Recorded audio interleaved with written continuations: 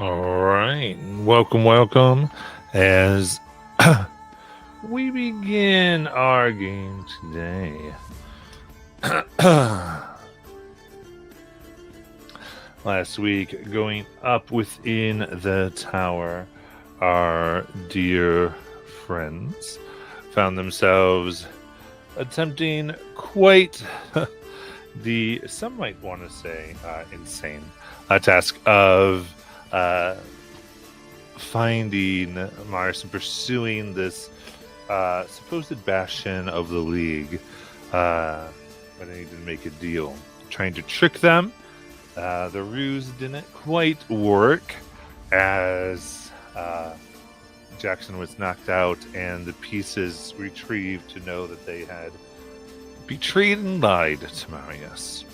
And thusly they pursued him through the tower, finding some of the work that had been being done here, indicating that an old friend of the menagerie, Enigma, might be a partner in some way, shape, or form, leaving some of this behind, including what seemed to be a boat to a mysterious island. Another form aside, they journeyed upwards and are looking to go into the last of the upper reaches of the tower. So, with that, as you begin to move up the steps, of course, you proceed up and up. These ones seem to go many hundreds, if not approaching 1,000 feet. Along the walls are crystals that shine, that seem themselves to crackle with arcane energy. Is there anything you all would like to do?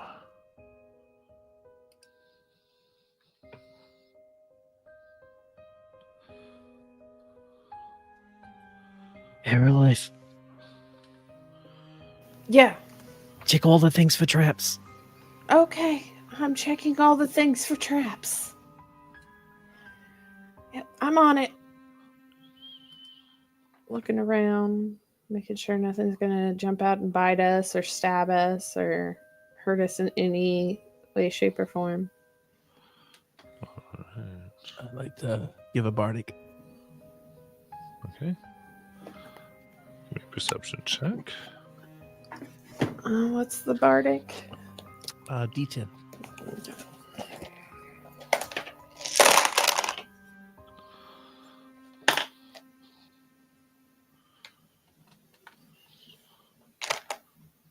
Alright.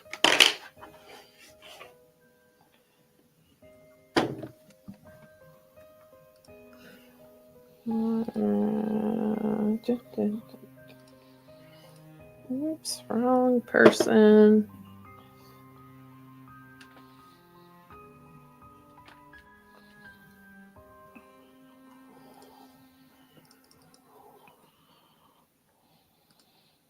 Oh my gosh.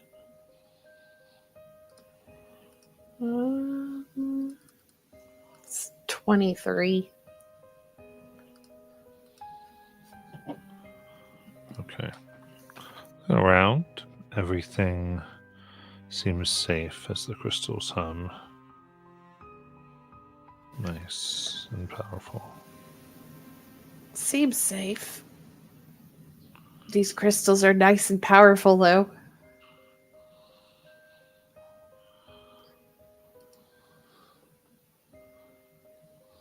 Anybody know what these crystals are? I will happily take a look. Give me a. Unless Lithra wants to look at them. Yeah.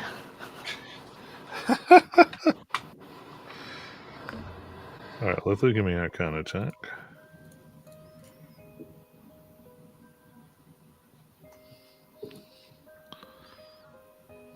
31. Okay. They seem to brim with, as you could tell, is an extraplanar energy. Akin to what would run through spells like teleportation, gate, even plane shift, strong transmutation magics.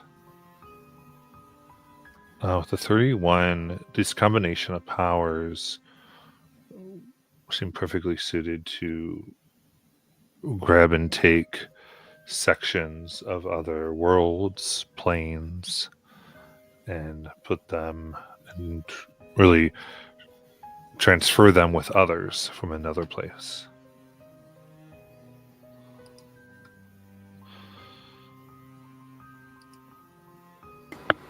Lithor shares that information.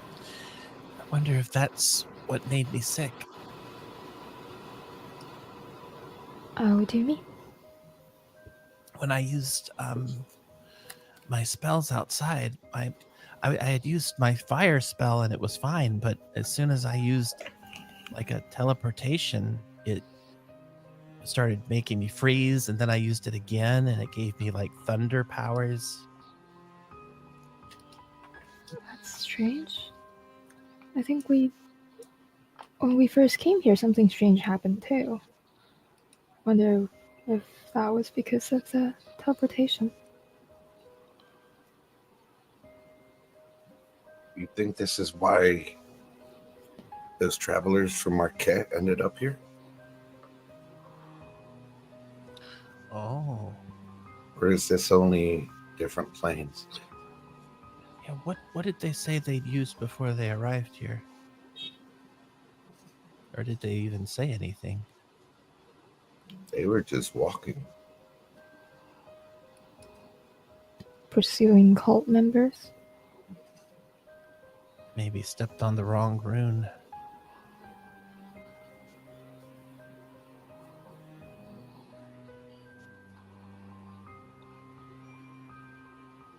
When I saw them before I came back, they were already miles away. I assume they're just looking for a way out.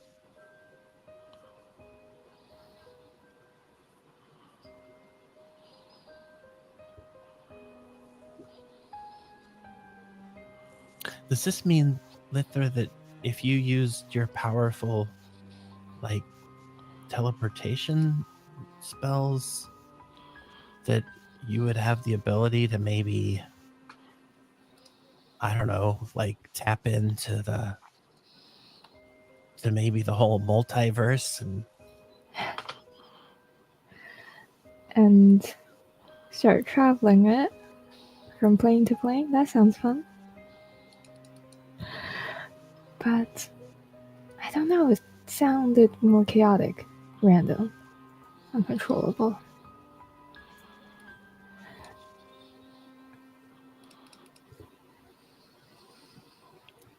Jackson, what about you when you ended up in that place that you say you were? What about it? Well, wouldn't that be like a teleportation into an alternate type of reality? Can you teleport just your mind or just your soul? Because my body stayed here. Oh yeah, that's right.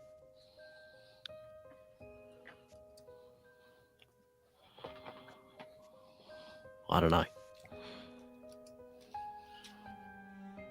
What about you, Aerolith? I haven't asked you yet, but when you got here, did you just kind of appear here, or did they bring you here? I don't even remember how I got here.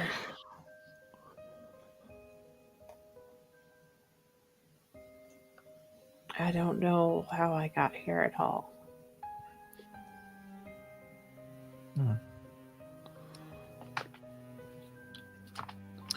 Maybe there's like a magical barrier causing you to forget. Maybe. I have access to a similar spell, but I don't think I can remove them. It's okay. I mean,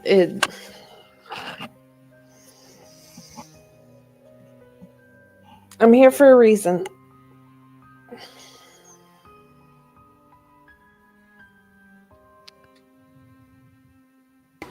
So what should we do with these?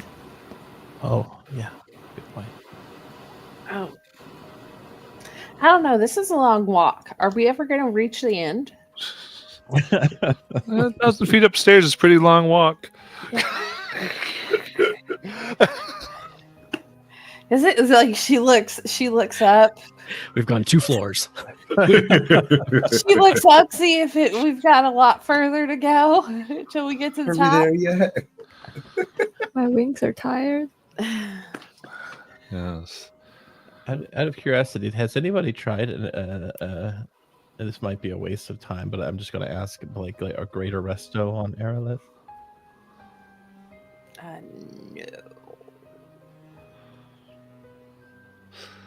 Aerolith, do you want me to try?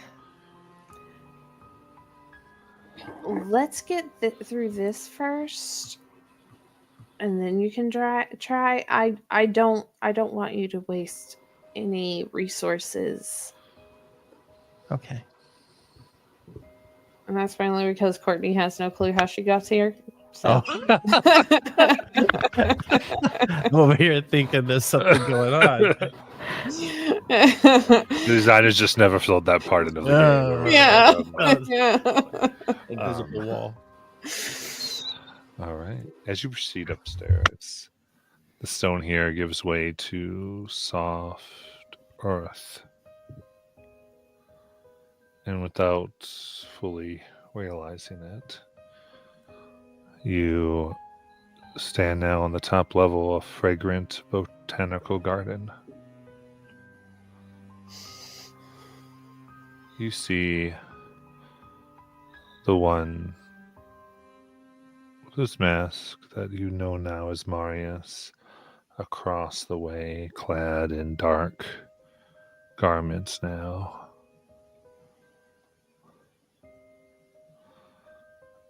You see he has smeared some strange liquid across both his mask and what you can see of his hands, hinting that it might go up onto his arms. Behind him is a large metal machine, surging with magical enchantment.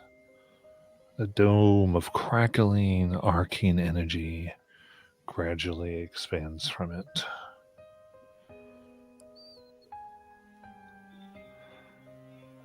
The room flying above, you can see a creature that you've come to know, an enormous Adranok, larger than what you've seen.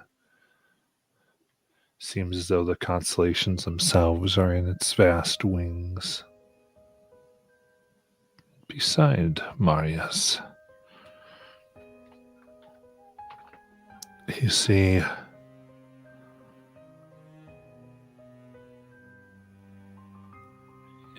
a humanoid machine.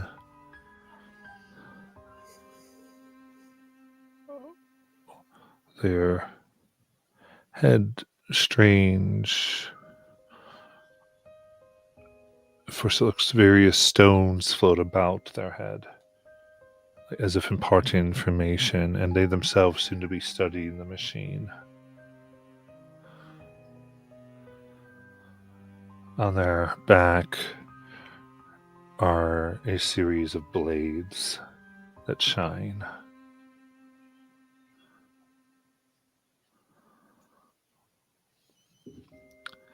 As Marius turns. Huh.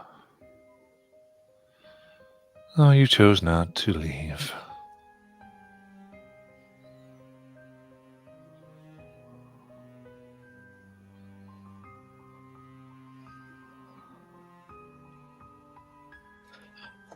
For a second, I thought you got on that rowboat and escaped, and I was gonna be real mad. But you're here, so it's okay. No, my compatriot decided to go elsewhere. Left me this pale copy. Turns to the large machine. Mark IV. That's what they called it. Apparently a version of them from somewhere else, they said.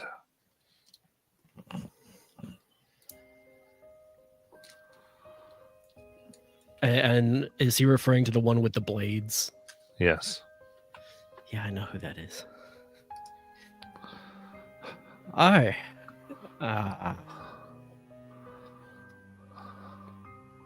Good to know. Are they in contact with the original? Oh, I'm not sure. In a way, I believe this is imparting much of the knowledge of the other one to it, to be frankly.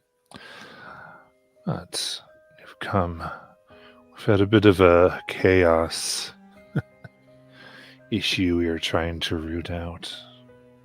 But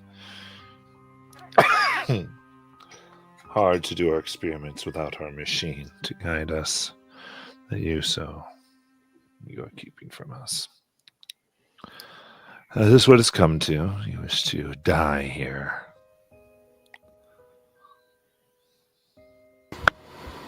No, to be honest, I'm just a little bit hungry.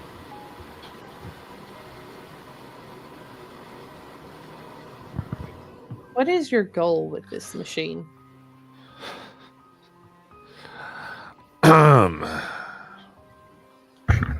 Well, there are problems to be solved. Vast scourges of land that, well,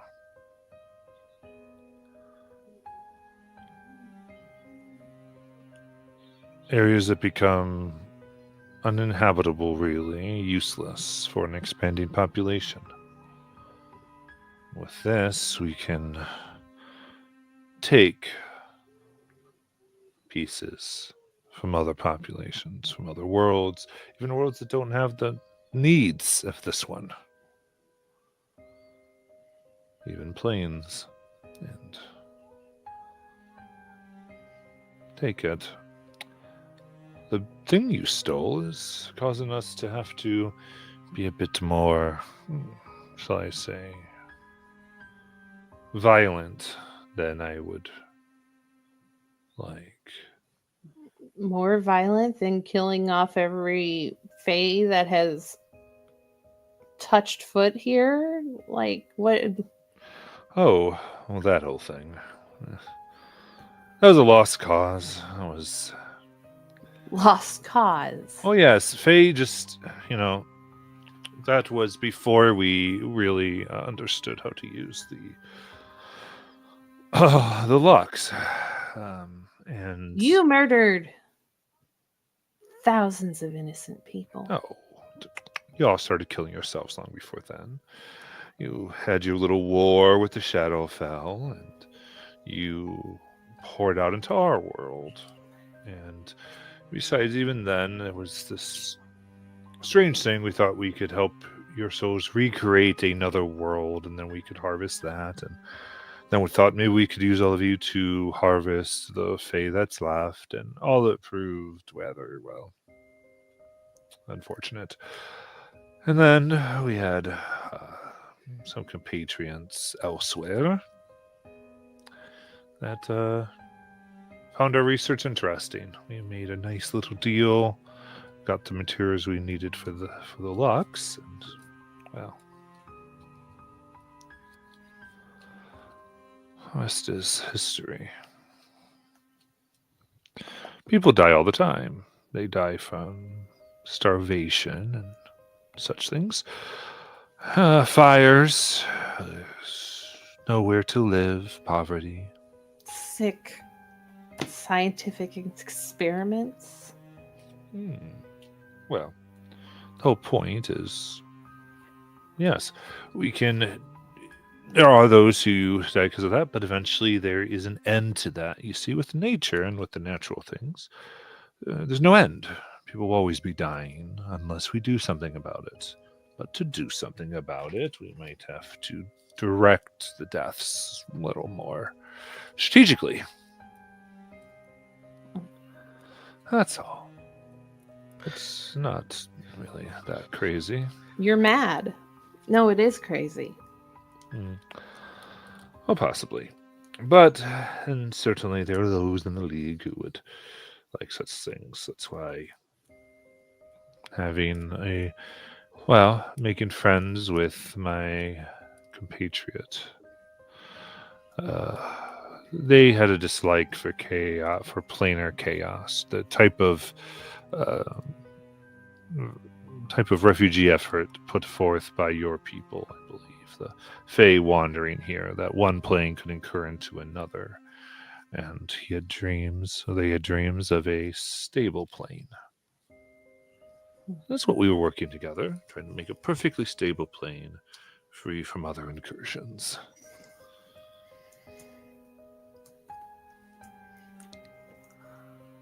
Funny thing, you keep saying my people.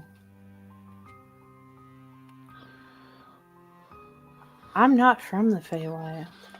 Oh, I know. Apparently, I am. Then why? Then why? You kidnapped me. Oh, You're doing something weird in your freaky basement. well. With you in particular, we were sampling many creatures that have planar connections. You have extraplanar energies that feel through you. We wanted to see what happened when we cut you off. That wasn't pretty at all, but that we stopped that. We don't have any need to torture beyond what is necessary. And then, of course,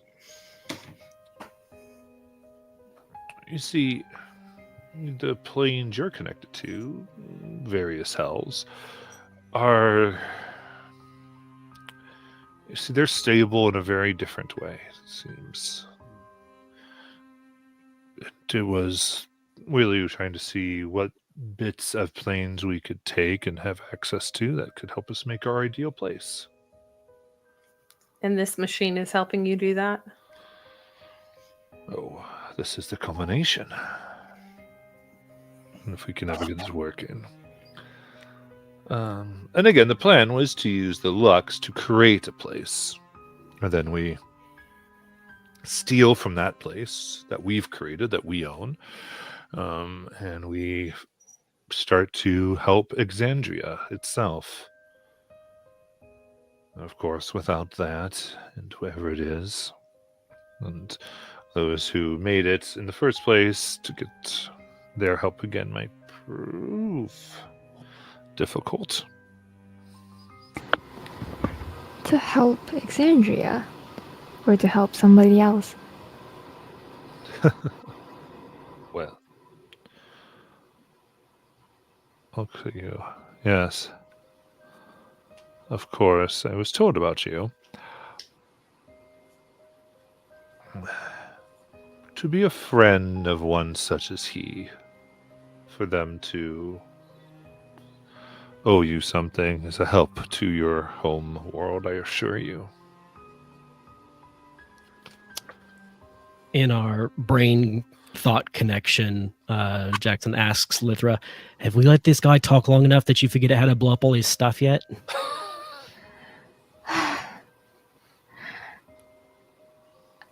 No, but I think we should just slap him in the face instead of talking to him. This is getting... And I think out loud Lithra is going to say, and you've made me talk to him. I swore to myself that I was never going to talk to him again, and that was very bad. Can we fight now? Yeah, I think that's a great idea as Aerolith pulls out her bow. All right, Marius. Sorry. I lied about the zenith being the coin, but I didn't lie about bringing it.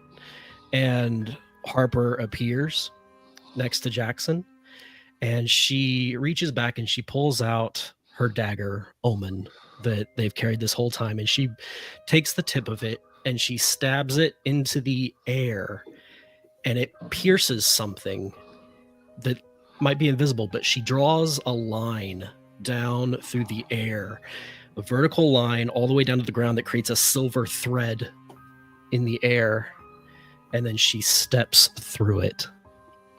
And when she does, her whole form changes. Her outfit gains this long duster coat. She's wearing this wide-brimmed leather hat. She has 2 bandoliers that cross over her chest and have bullets that line both leather straps. And when she throws back her cloak, there is a large revolver on her hip. And she just tips her hat at Marius. He goes, "Yeah, that's what I brought." Yeah. And he draws his sword.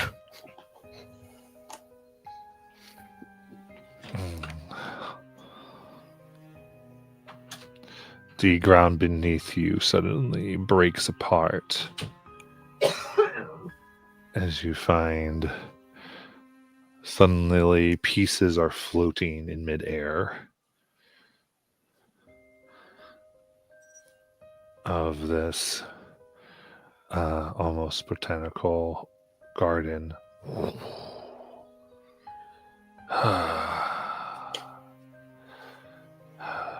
Echo Mark IV.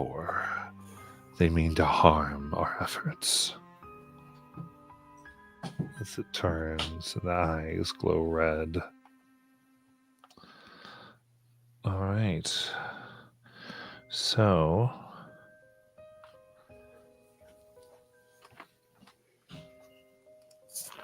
you can add your tokens to the map.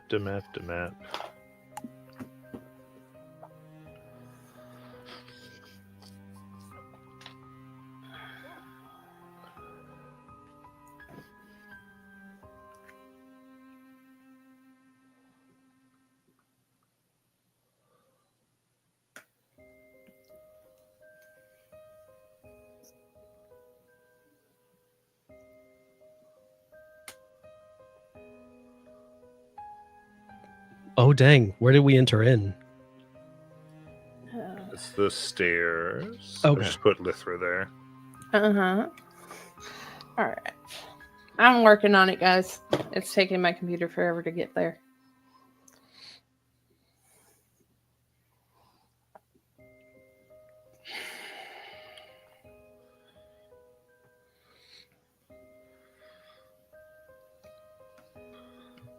That's all I want.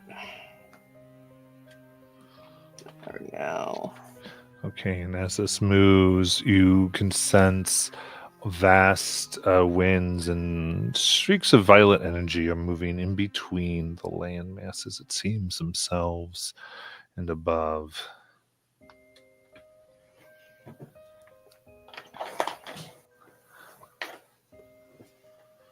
All right, 1, 2, 4, 5, 6, 7. Let's see everybody. All right.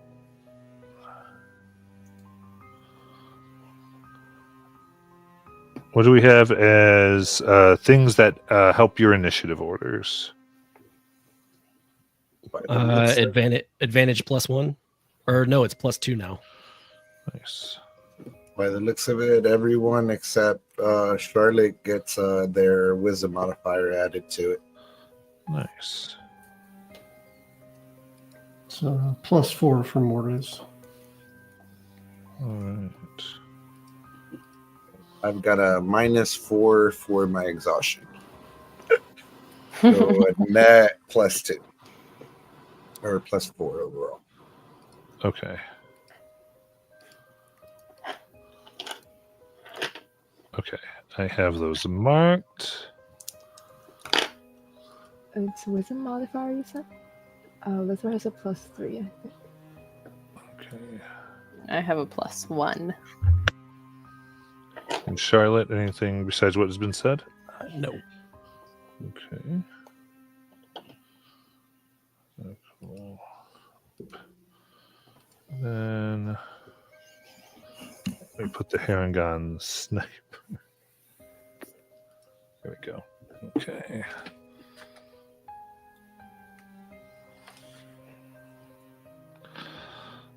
All right. There goes the order.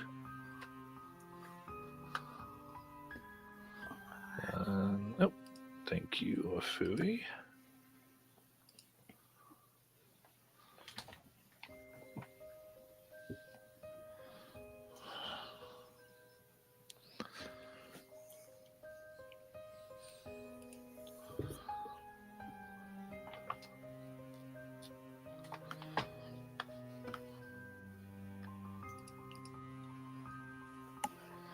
Very good. Yep, we got you, Bobby.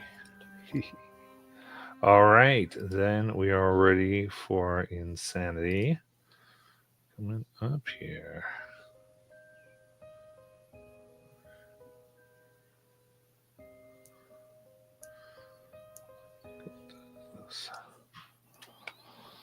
All right, so with that, it is Jackson's turn. Okay. Let's see. Gotta switch over this battle map. All right. So, first thing that happens is there an elevation difference between the platform we're on and the platform that the Mark IV and Marius are on? That one is about 60 feet higher. Ah, okay.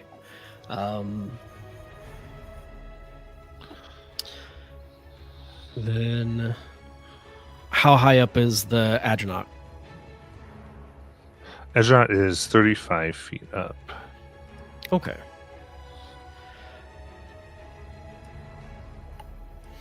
Um, 35 feet up. All right. Jackson and Harper are both gonna take off this floating piece in the middle. Is that, how high up is that? They all kind of do a general, so it's not too high. Probably about 25 feet. Okay.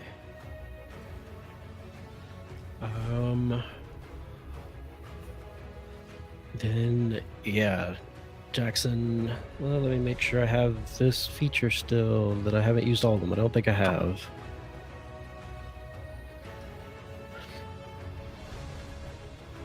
Where is it? Yeah. All right. So Jackson is going to run over to the side right here and use his rabbit hop to jump up onto, that's Mortis. I grabbed the wrong person. There we go. And is going to use coil his legs and bound up onto this center platform. And Harper is going to jump right behind and land on the corner over here. And she is going to draw the pistol quick and aim it up at the Adranok, and you see the cylinder in the revolver begin to heat up and glow with this kind of radiant energy as she fires 3 rounds that are magical up into this Adranok. Nice. And so the first one.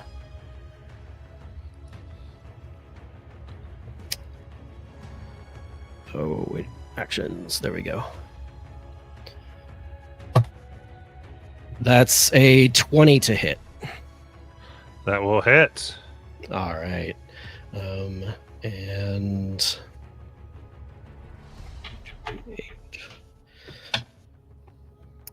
going to be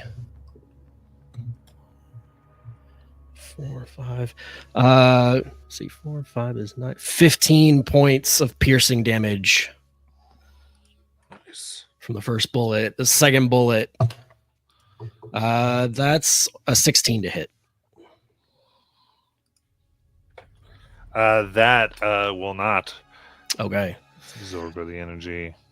All right. And then the third is a 19 to hit. That will hit. Nice. And another 16 piercing damage from the third bullet. And then so she's kind of drawn from the hip and she's fanning the hammer. And for the bonus action, she's going to fire 2 more bullets at disadvantage up into the Atronach. Nice. Looks like you've learned from Lux. Interesting. We should Oh, yeah. capture that one. You haven't even seen the half of it yet, mate. That's a 12 to hit. Yes. And a 23 to hit. All right, so rolls past the first one, doing a barrel roll, then gets hit with the second. Is the 23 5 higher than its AC? No. Okay. It does more damage if it is.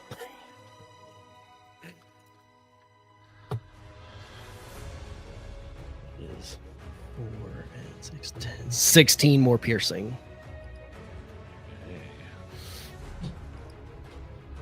Very nice. And that's my turn. Okay. Charlotte. All right. I think Charlotte is going to have to do some flying here. So looking at the board, let's see. So that's 65 feet above us, right? That's not like Mhm. okay. All right. What about the one that Jackson's on? What was that one said to be again? About 20 or 25. 25. Yeah. Let's see. Well, I could do. And yeah, this the Adronach, is that like on my level right now, or is that above me? It's 35 feet up. Okay. Okay. So yeah, I can get around. Okay. Well, maybe not. He might never reach. Okay, so let's do it. Let's do 5, 10.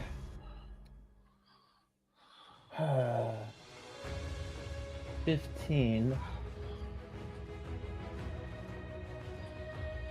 And then we'll do 25.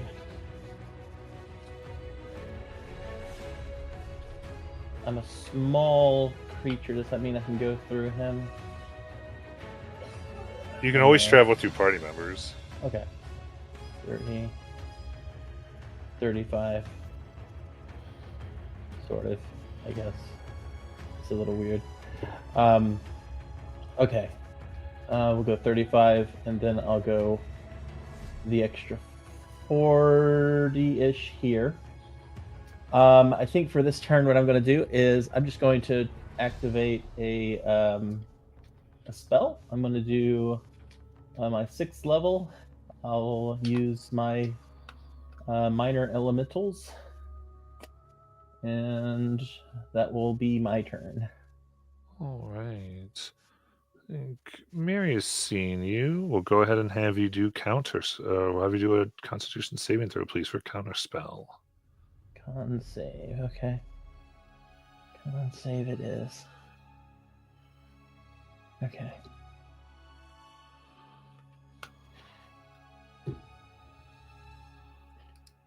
Uh, 18. 18 will fail. All right. Okie doke. So, as a reminder, you still have the slot. Oh, The new counter spell simply takes your action, not your slot. gotcha. Okay, cool.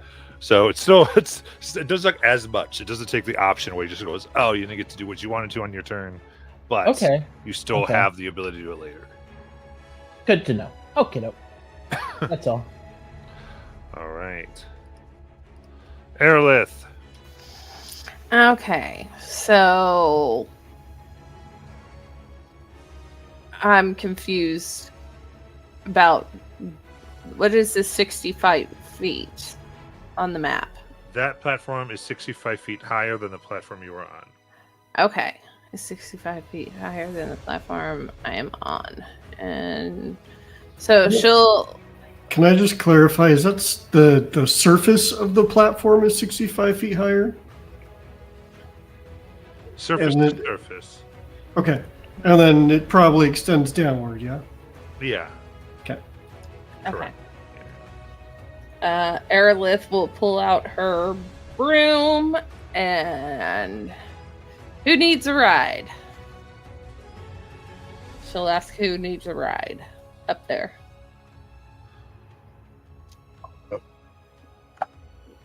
Brazen Edge, Mortis, do either of you want to ride up there? Please and thank you. All right. So she'll pull out the broom, have Brazen Edge hop on, and we'll fly 50 feet up. She'll probably do here, and then she'll use her action to go the rest of the way up here. And then she will bonus action. So just a second. So that was Mortis and Brazen Edge, just Brazen Edge. Just Brazen Edge. Okay, so then the two of you. So yeah, entering in it. Let's see. Here we go. All right. If you have spell slots, I need 5 levels of them that you mark off from going through that and traversing the horrible winds that are there as they siphon off magical energy. Okay, so that's a third and a second. All right. That's fine. Okay. And then, second, Brazen Edge, you don't have spell slots, right? No, sir. Okay, in that case, I need you to roll the equivalent of 5 of your hit die and take that damage. Oh,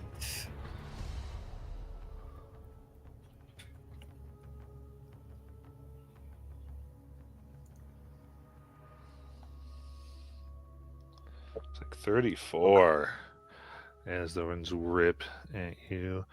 It's 5. As the wounds appear on Brazen Edge and mostly the energy siphoned from Arleth, you see it come out and channel through the machine. Mm-hmm. And Marius next to it seems to begin breathing in the energy. Gotcha. Well then, you know what I'm gonna do? I am going to. Where is it? Yep. I need. Okay. Spell attack. Let me do a spell attack roll. Plus 10. Okay.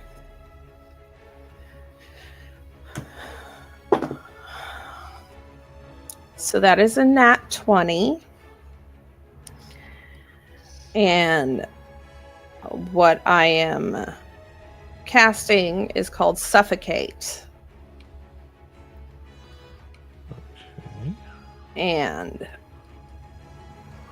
let me I'm double sorry. check You're this. doing what? I'm casting Suffocate. A pair of grasping hands made from invisible forces. Make a spell attack against one creature you can see within range. On a hit, the creature is restrained as the hands crush their throat, or bodily equivalent. I'm doing that to Marius.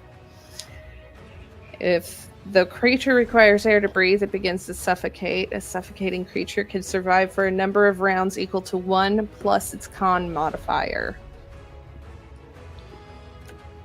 At the start of its next turn, after those rounds are over, it becomes unconscious and it can't regain hit points until it can breathe again. You can use your action to make a strength or dex check against the spell save.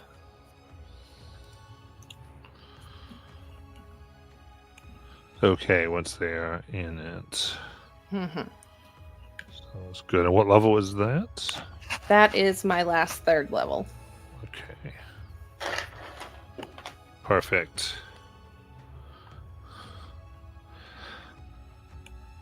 And that wasn't any damage, or was it damage? I'm sorry. No damage. It's just suffocating him. He's restrained, and he cannot breathe.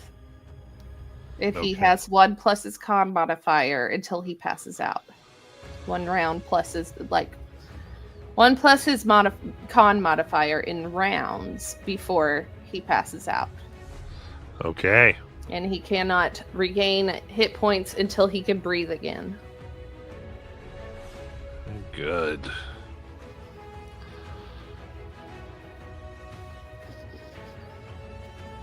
Anything else? That's it. All right. Utilizing a legendary action to activate. See him as he strokes his robes here, channeling a dispel magic.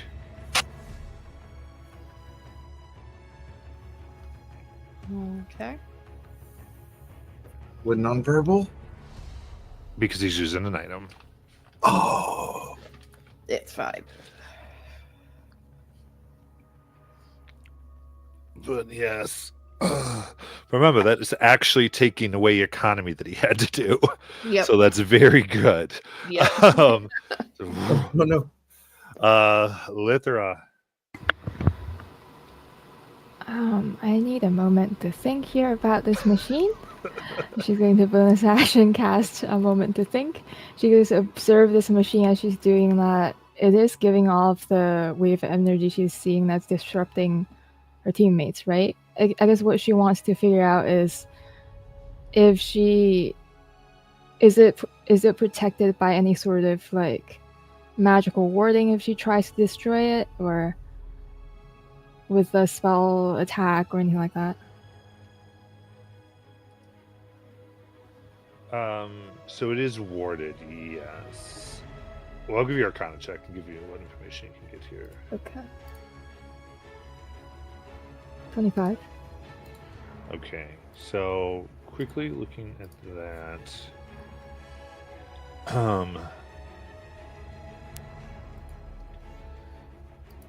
You'd say, first of all, anyone attempting to mess with this, you could say that it is brimming now with this energy. There will be backlashes of energy with somewhat random effects.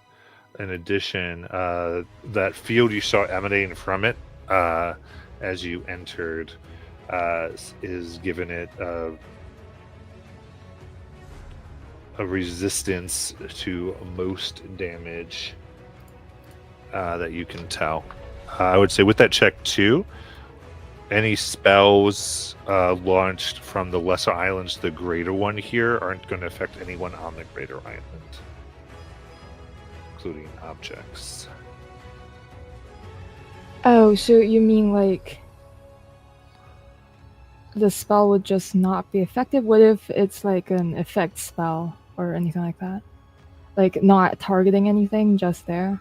Seems like the energy can't make it through. I see. Okay, she'll relay that through the telepathic link. Let's see how far away she is. She wants to get there, so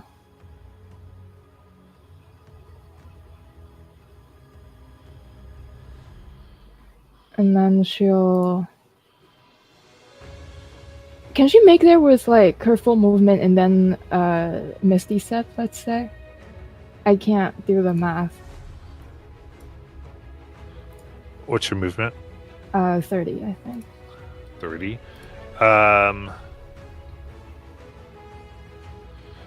So with you'd almost get there. You get right to the edge of the island, I think, with your movement. Is this spell casting With your range? movement and dash, rather. Okay, with my movement and dash. And well then, I guess she is just going to cast. I don't know. Psychic Lance at the Adrenok. All right, sounds good. I will say, you think that so the wind effects here is going to cause you to lose 1 spell slot. Okay. I'm going to the fans, and if you your good says if you start your turn here, you are going to come into effects of it again. Okay, so with where she is right at the edge with her movement and the Misty Step, and No, with the Yes. movement plus Misty Step, yeah, you'd still be right at the edge there. Yeah, okay. you wouldn't quite be within the bounds. Okay, yeah, then she's doing it. So one spell slot. I need the Adrianoct to make an intelligence saving throw. Still, Nice.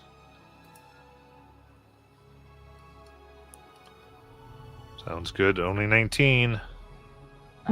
so 22 psychic and incapacitated for a round. Nice.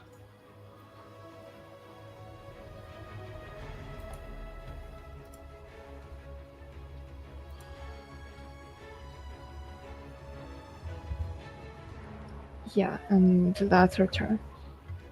Okay. Very good. We'll go up to Mortis. Okay, so first thing Mortis is going to do is he's going to drink his potion of haste. Nice. Potion of speed, sorry. Let me mark that so I don't forget the bonuses.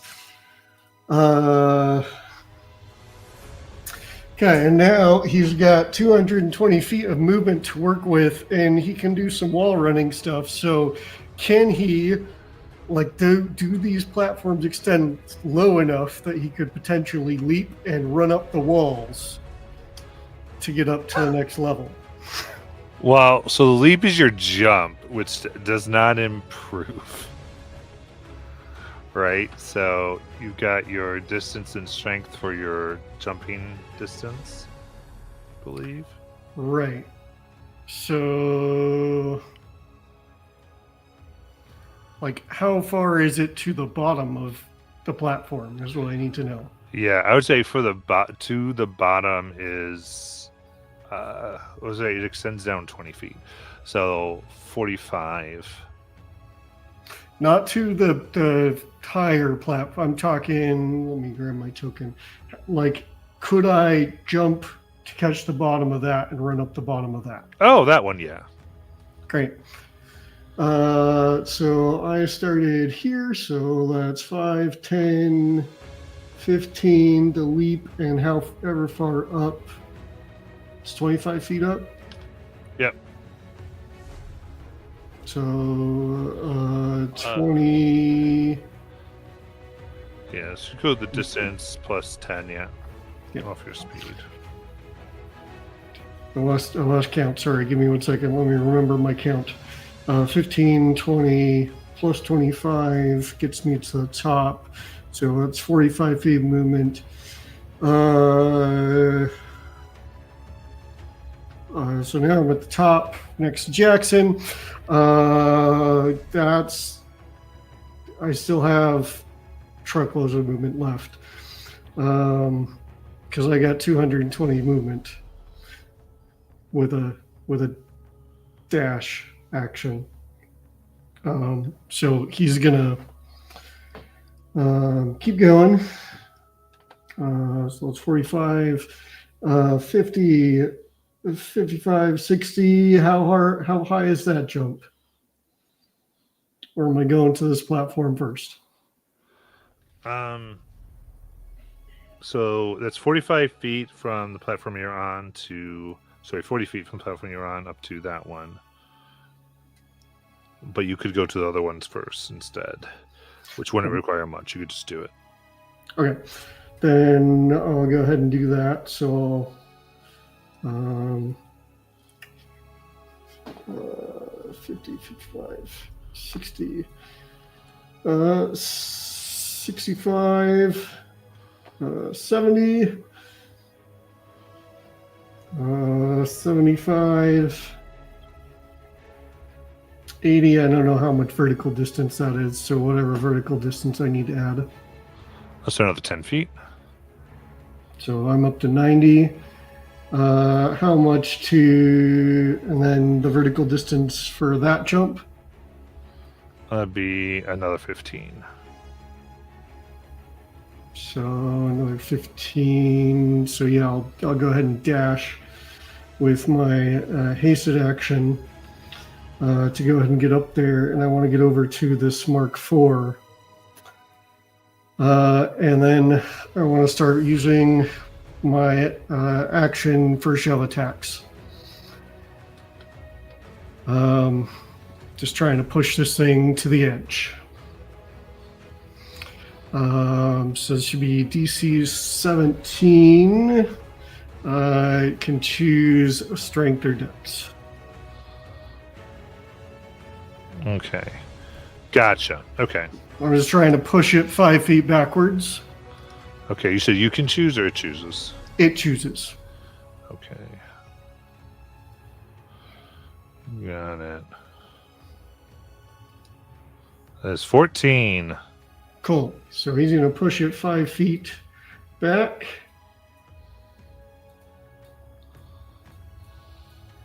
And then he's going to do it again.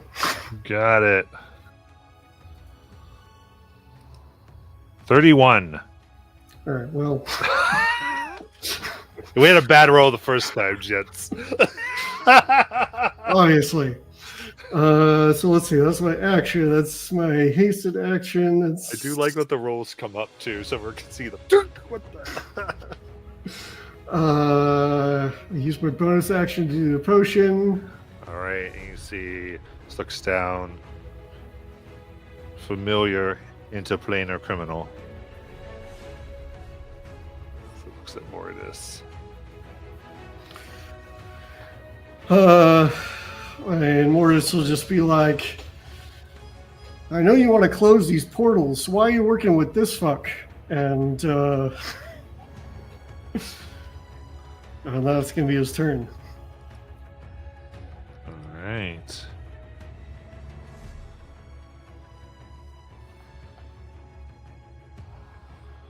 So.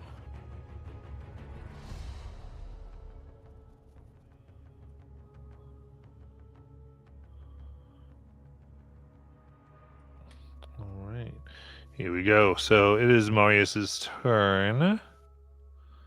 Take a look out upon all this insanity.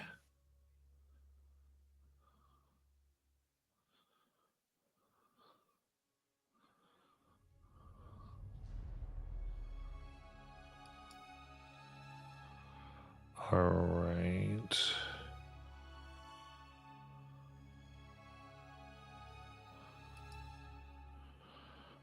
And Charlotte, what is your HP? Chin Gazillion? No. Oh crap! Hold on. Is this a spell?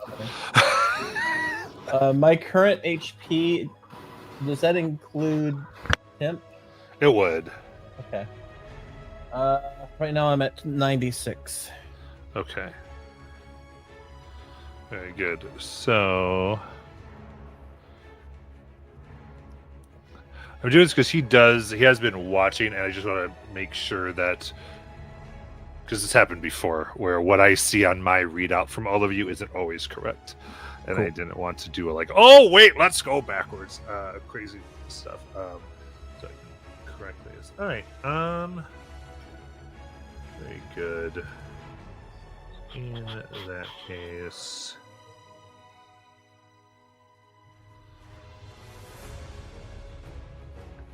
I think seeing all of this.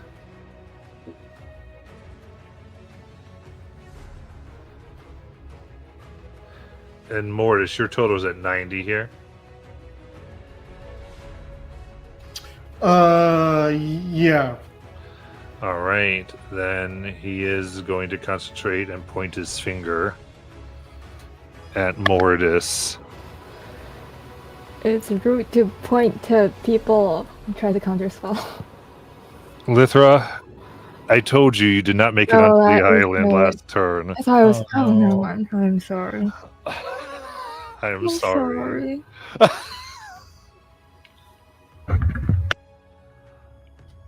All right, in that case.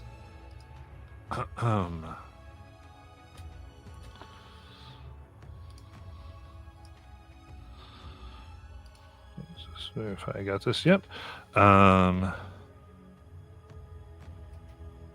You see as Mortis dies and falls down. What? Fuck. What? Howard kill. I'm down. Power word kill. God damn it. Oh, look, my power just went, everybody. I gotta go. Oh, take out the wine early. Oh. I think I have a bottle in my refrigerator waiting for me.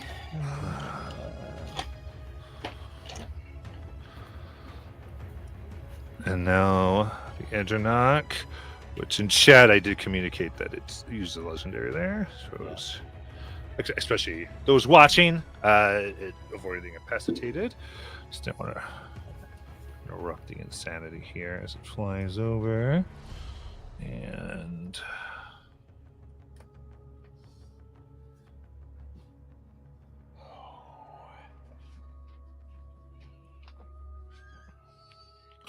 all right. Oh, nice. We only have 6 targets for it to worry about. Perfect. So everyone. Oh no, only 5 because Mortis is dead. So Too soon. it is. Oh, that's such an asshole thing right there. It was a mistake. I promise. That was stream of consciousness. Dexterity saving throws as bolts of arcane energy fly from it towards the 5 of you, and Harper, since it has an extra.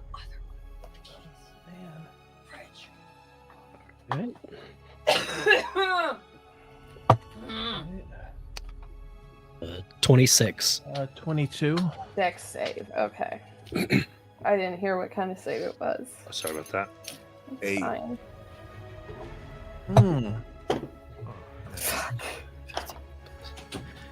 And Harper got a 24. Okay, so DC here is 22.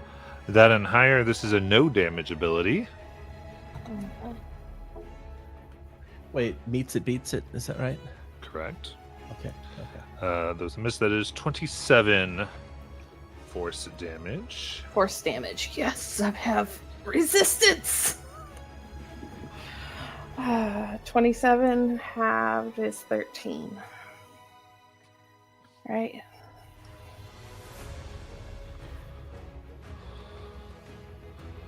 So it's. I'm sorry. If you make it, it's no damage. If I make it, it's no damage. Yeah. Correct. I just have the Breach of Shielding, so that has it for me. Okay. Yep.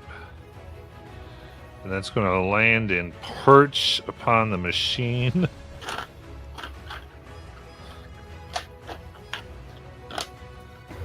Does it leave our threat range when it does that? Or does it have like the flyby thing? It was the flight. It was above everybody. It was 30 feet above, and then it was like, whew. It took the needed speed. It has like 120 fly, so it had what it needed. Just take more of a defensive, since so many people made it to the island. And then Echo Mark 4 here. Take their turn.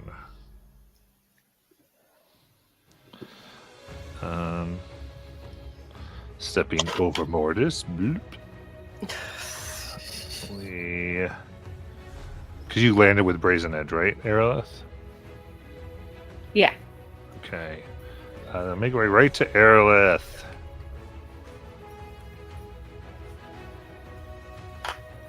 Taking out its sword. Actually, I'll go ahead and stand back here and do it.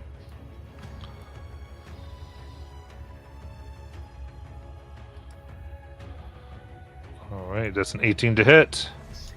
Yep. Okay.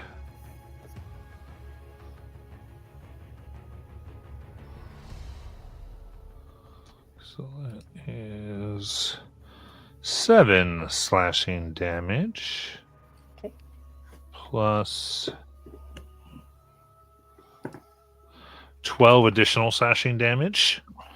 as it's kind of running at you and hops down with one of its blades across the chest. I need a strength saving throw. No. Okay. It will knock you from your broom Cool. and 10 feet, so you begin to fall into the stuff below. Gotcha. Wait, I thought we landed. Oh, correct. You wouldn't be on this. You wouldn't have that then. Yes, so seeing you do that, then it'll thank you. It'll choose prone then. Okay. It's a choice.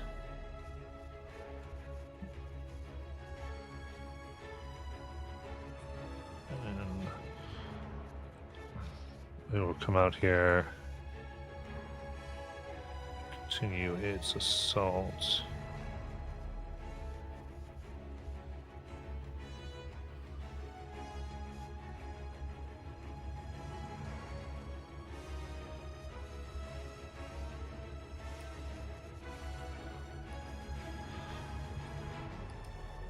All right, a 30 and a 27. And that will be 19 slashing and 6 force. And then 13 slashing and 2 force. Blades glow with this separating energy. Slicing down. What upon was arrow. that next? What was that second slashing? So you should be able to see this on your maps, just so you know. I'm not looking at maps. That's fine. because- I'm free to. I'm good yeah. to tell you. I was just giving you Okay. information. Yeah. The first was 19 slashing, Yeah, I got that. then 6 force, then Got that. 13 slashing, and 13 2 force. slashing. Okay, and then 1 force. Oh yeah, because of your resistance. Yeah. Yes. Cool. Matt, I need to say one thing that I forgot. I'm equipped to the Ring of Temporal Salvation. So Mordis comes back. Oh, very nice. How much HP? With 3d6 plus my Constitution modifier. So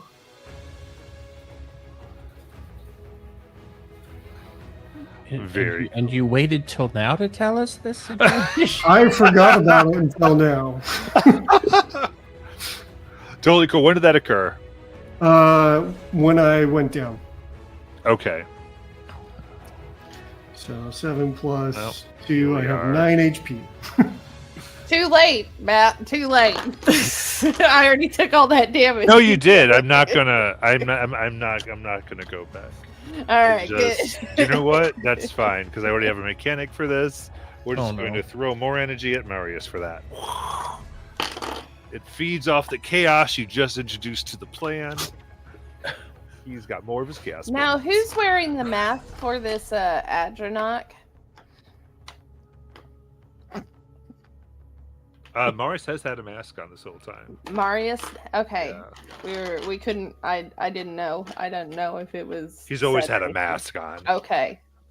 I also have to ask the D100 effect where I rolled 100. Does that matter at all? For this,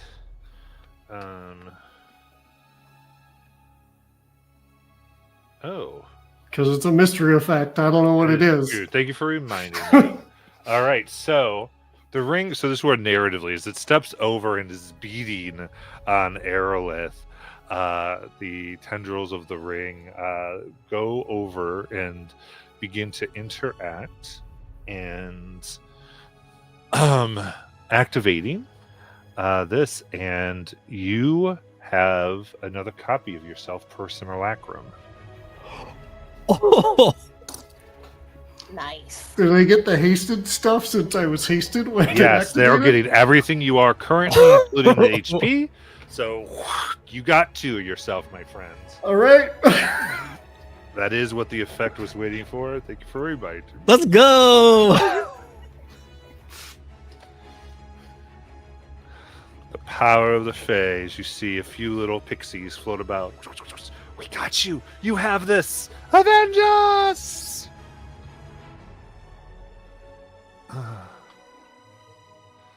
Brazen Edge. That misses.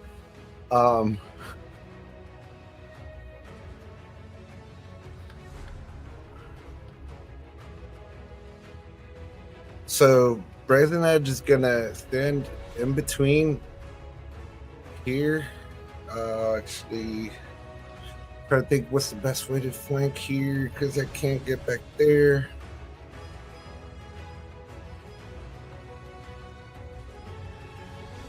Yeah, he's gonna look at Aerolith and say to her as he lays a hand on her shoulder, "If we're apart, it'll be for good." As he does Death Ward. Okay. And as he wrong screen, as he makes his he gets in between all three of them and he yells out a defiant cry as he does Bulwark of Rebellion, which will give me some temp HP and that'll end his turn. Okay.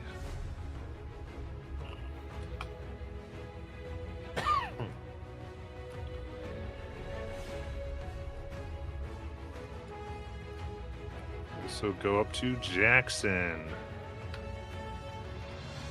Okay, and so it's 40 feet between the platform I'm on and the top platform, right? Yes. Okay. Yeah, I can't make that. So Jackson will run past Charlotte. No, they're all flying off without us. You go 5, 10, 15, 25, 30. Can I get over to this platform? Can I jump over to that? Sorry. Let's see here. Jump in there. Yep. Okay. And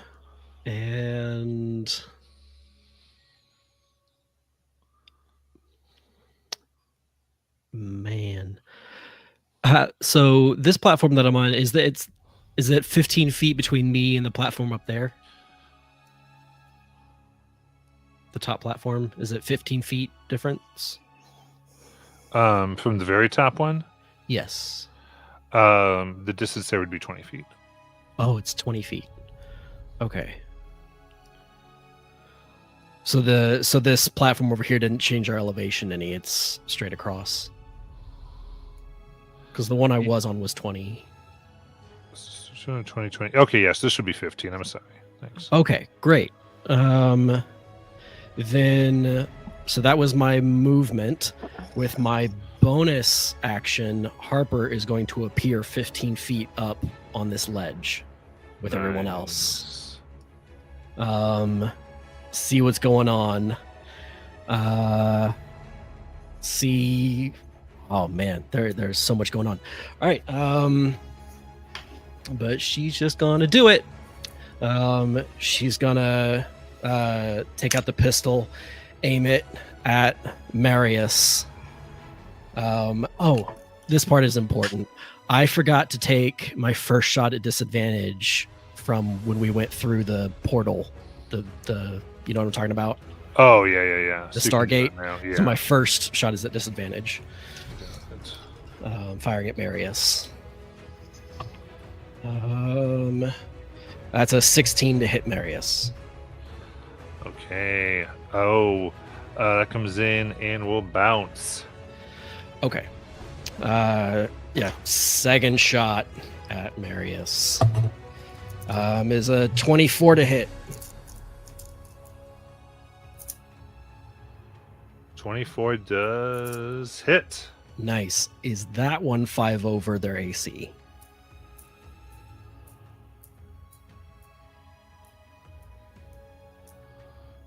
$24.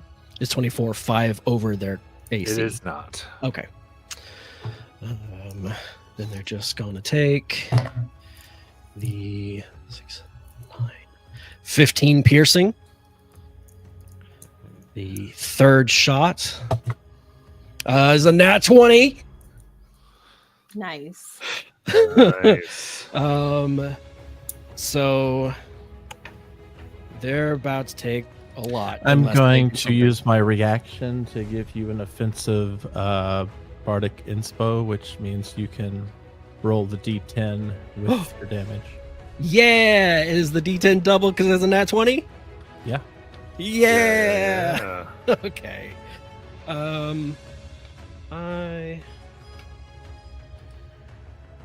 Goodness. All right. So the Put that damage boost in there. yeah. Okay. 8.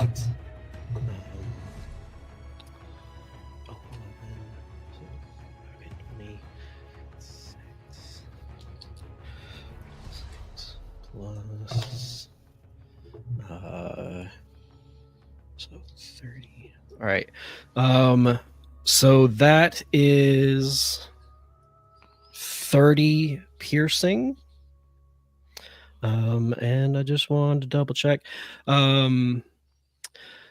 So because they got a critical hit, we might find out.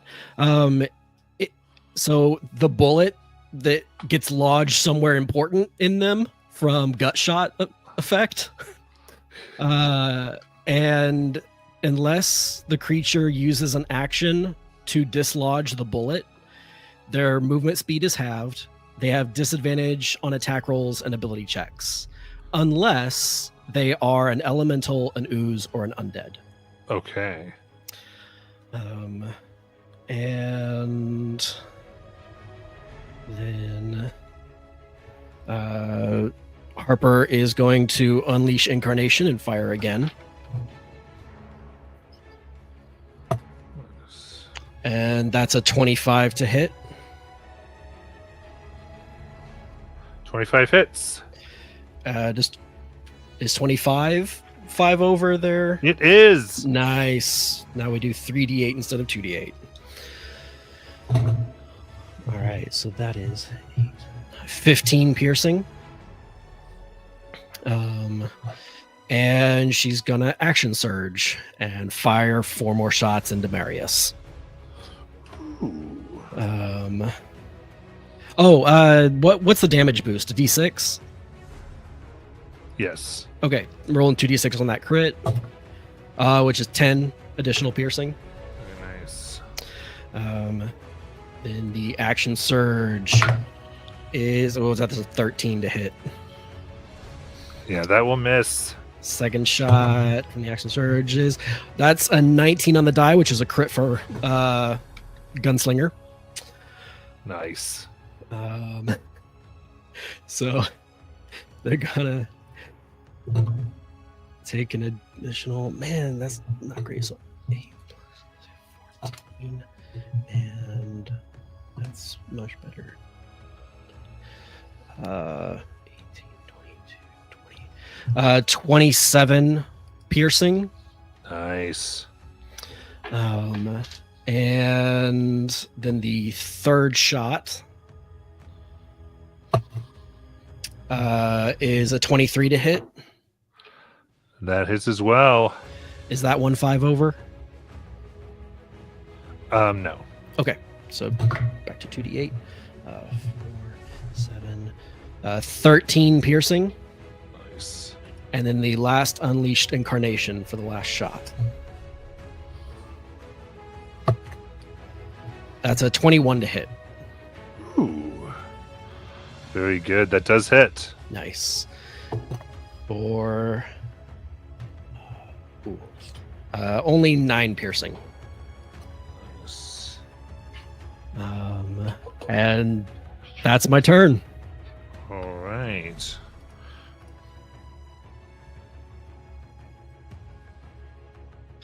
Yeah, you all just watched Harper pull out and just reload rapid speed mid firing and dump several more rounds from the revolver into Marius. Yes, the rounds go in. And quite upset. So legendary action. They a wave of dark energy emanates, begin filling the area.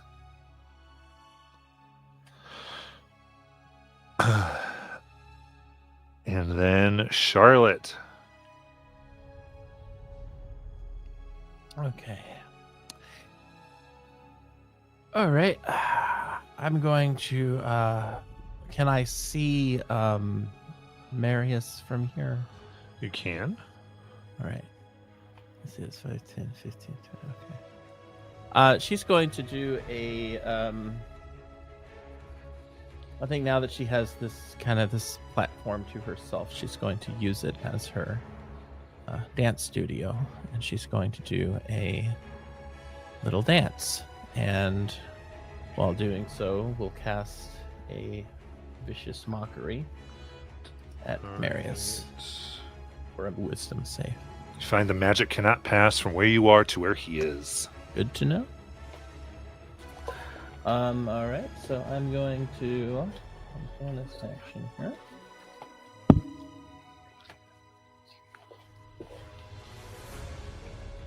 there anything else? Oh, yeah. I will go ahead. I'm gonna move myself. Let me see where I can get. I don't want to stay. Well, actually, no, I don't. I want to go backwards a bit, I think. So let me. Yeah, I'll stay right. I guess. Well, is this kind of a place to move here? Let me look here. So, no, that would be into nothing. Okay, so I'll stay here, and that'll be my turn. Okay. Very good. And it's actually check.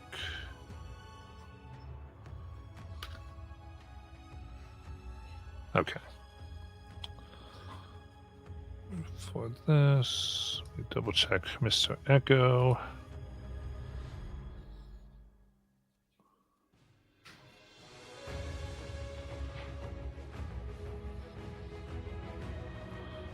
Yeah, he's going to take an additional attack down on Marilith. They're legendary. That's a natural 20.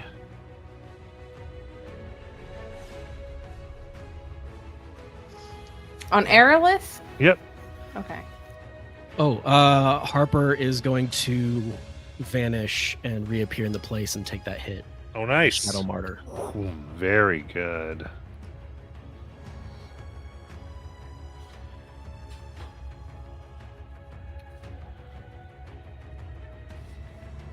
And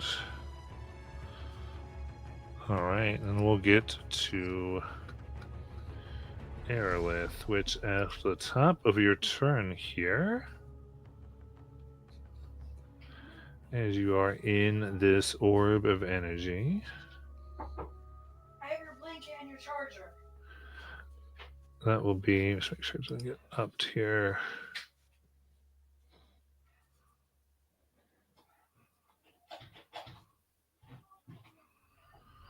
Right, that will be, you take 20 necrotic damage.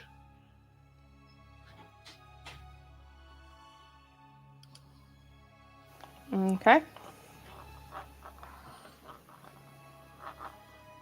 And then your maximum will be reduced by 10. Okay. Use that in.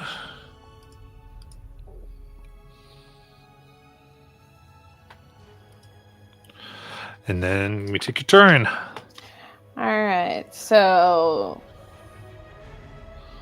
she's going to stand up, coughing a little bit, wiping a little blood off her chin. And she's going to. Hey, Marius. Why did the halfling stop dating his Warforged girlfriend? Well, I don't know. Why did the halfling stop dating his Warforged girlfriend? Because she was too high maintenance. I need a wisdom save. Oh, very good. Let's see it. Oh, yes.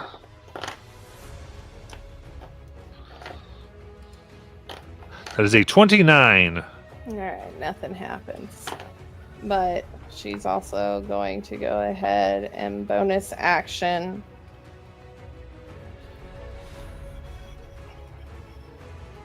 Mantle of Majesty.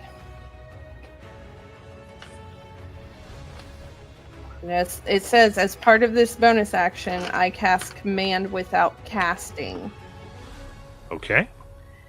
And I'm going to command him to grovel. Okay. So, and what's that DC? Command, it's another wisdom save. He'll probably get it. It's fine. Dirty 20. Yep. That's fine. That's all I can do.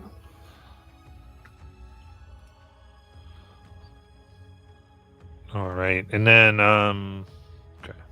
Is that charmed at all? Command?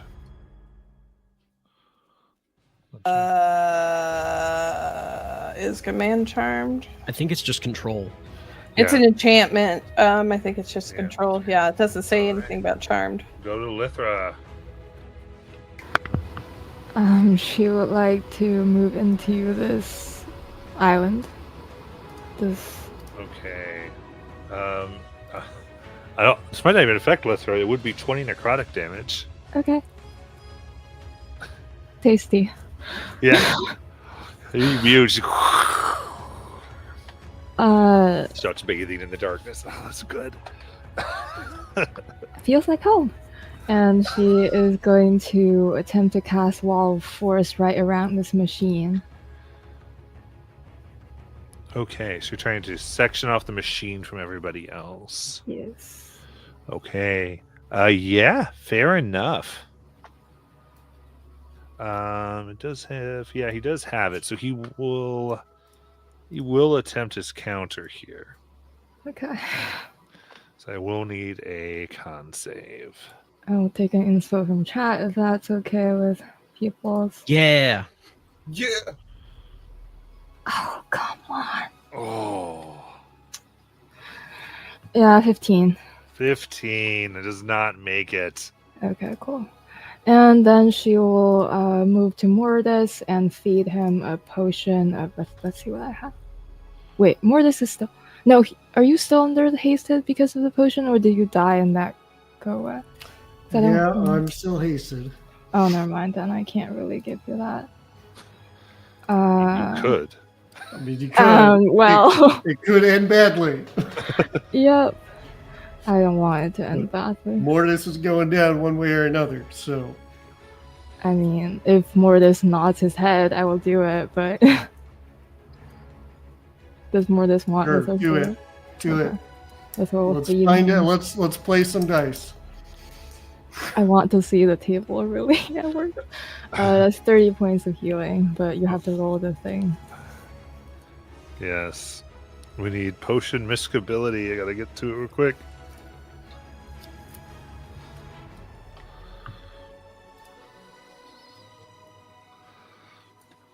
I can't search that term? Come on. I'll get to it. Here we go.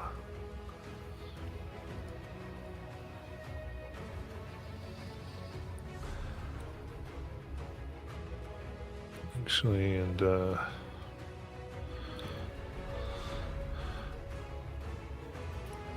Right. Weird question, but something randomly happened in my ears. Does anyone else hear guitar music? No. Nope. Okay. I don't. Then just a weird thing on my computer's doing here. Yeah, there it is. Ah, that's weird. Why is D&D Beyond playing guitar music? Okay. What am I doing? Post Miscaba. Did you find it? I did. It's D100. There you go. There's a 4, which is bad.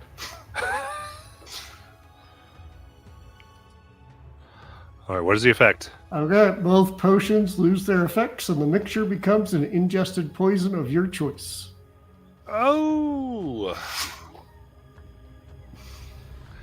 So haste and that. All right. Let's go Torpo for a con save to see if you just pass out for 4 hours. I mean, I'm about to be down anyway, so sure. We'll use a luck point because I may as well. Con save, right? Yep. Okay. So 26.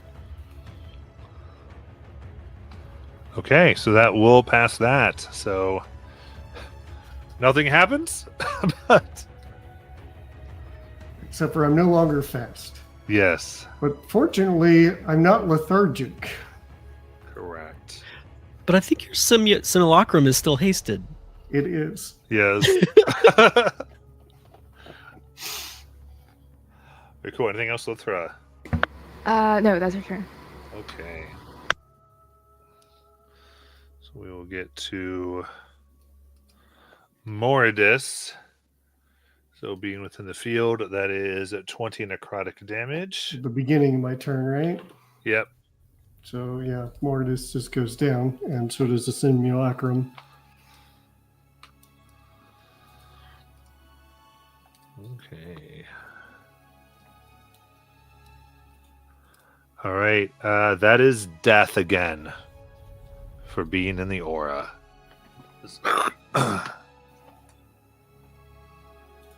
Cool.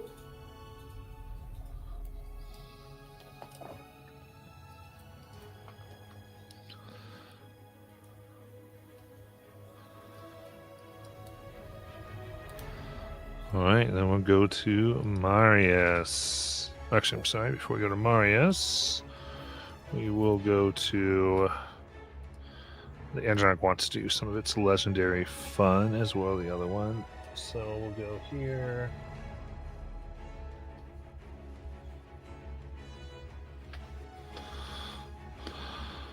Flaring purple energy starts to come off of the Andronic. Yep, and this will be everybody that it will affect. As it hits directly into your bodies, beginning to burn. I need Constitution saving throws.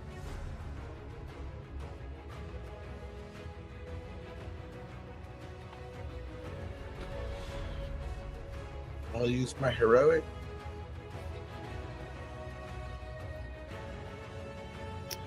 That's an 18. Okay, with an 18, that fails. Oh, I have a over damage roll for 16 force. However, Jackson is blinded. Neat. I went down, but I'm back up with 1. Did you fail? Of course. Then you are blinded. I'm blinded. Brazen is blinded. 19? 19 will fare as well.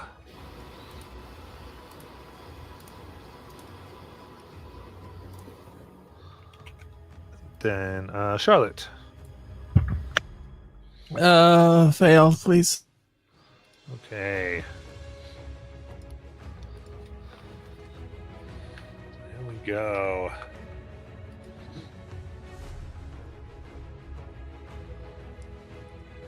Go to its turn. It's got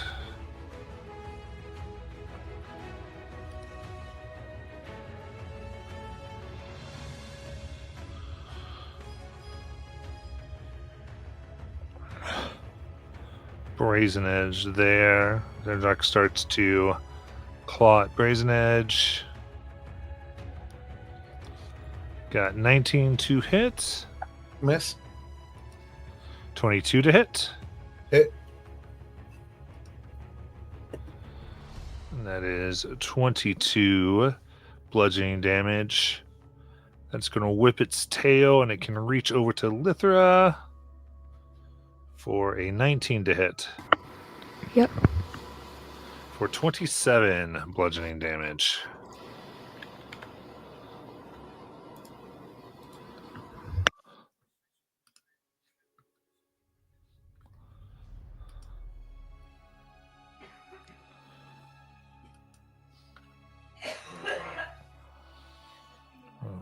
right.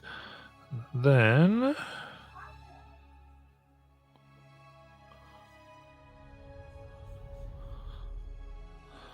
the end of that turn, Echo Mark 4 here will concentrate on Brazen Edge.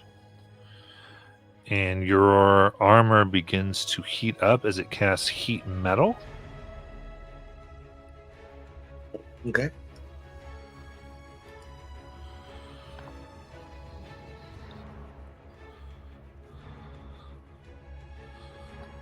Okay, so that is immediately 2d8 fire.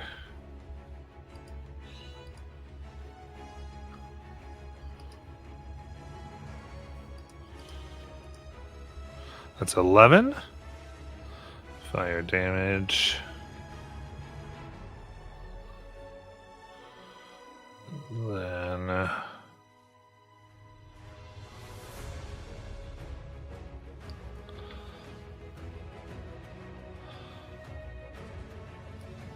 will begin its attack on you. 23 to hit. Hit. All right, blade comes down for 33 slashing and 3 force. He goes down to one knee as his cloak begins to flash, all the eyes blinking rapidly as he goes down to 1 HP. Oh, my God. Takes its second here for a dirty 20. And he goes down. Okay. So of course, equals death within the field.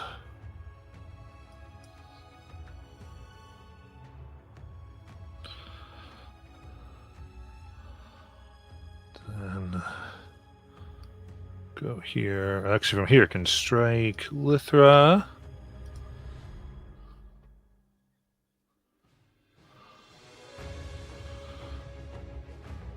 Actually, okay, I'm sorry. It has to get up there with this. So it'll come up. Strike for 14 to hit. Nope. All right.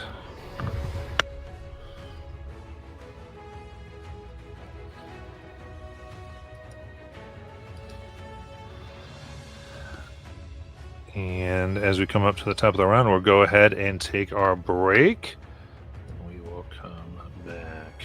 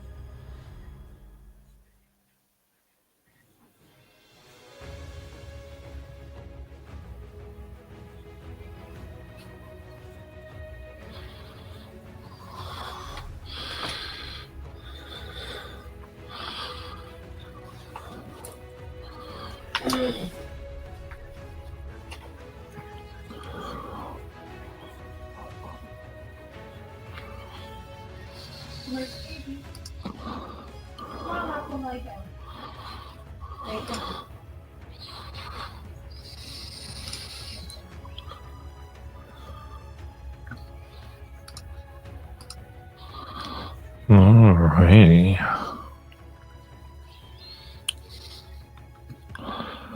We're coming back here. And so enemies are grouped, as are our heroes. As a field of death emanating from Marius is sucking the life force. So, important question. Does Harper take damage when entering this black field? Harper's an object, therefore not susceptible. Okay, good to know. So, this thing is so with the my spider climbing boots. Can I just run up the wall onto this next platform with 20 feet of movement? Yeah, sounds good. All right, so I'm gonna 5, 15 to And then And at the run beginning of it. your turn, let's do that 20. I forgot what yeah, we did, 20. yeah. yeah. Ow. 20 and 10 off max. Okay. So 20 damage. And max HP is down by 10. Yeah. Okay. And as Jackson runs up and over the ledge, drawing out his sword, you see the necrotic damage starts to eat away at him, and he goes, Parabellum! And he heals with a healing word, 44 plus 2. 6, 7, 8. So he's going to heal for 12. And then that was his bonus action, so he's going to take his attacks into Marius. Okay. All right, first to hit is a 26, That's going to hit. and that's cocked. 3, 9. So this is going to be 22. Or sorry, hold on. 16. So 26 and 16 is that's 42 sovereign radiant damage. In the first hit. Can Marius be charmed? No. Dang it. Second hit. Oh wait, I have luck points. Can I use those? Yeah. Cool. I have a couple of those left, I think. Yeah, I do. I have 3 left. For a 24 to hit. 24.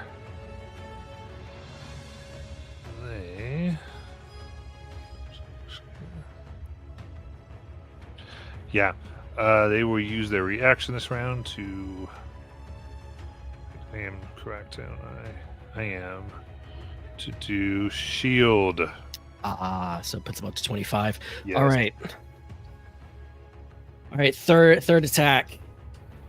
Oh, this is not an advantage. All right. Straight roll. And it is an advantage from luck points because I'm burning through all of them. There you go. It's cocked. Oh, I don't think that's gonna do it. That's a 23 to hit. No, shield eats it. All right. Pretty sure. Yeah, that's action, bonus action, and movement. So that's my turn. Okay. We'll go to Charlotte.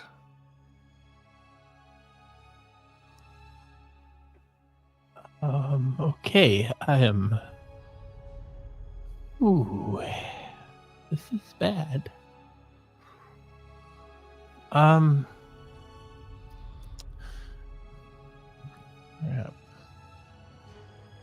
Okay, so looking at this, there's 3 enemies up. 2 people dead, possibly, but hmm.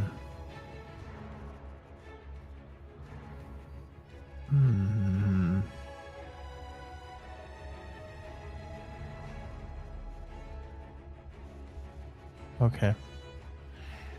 I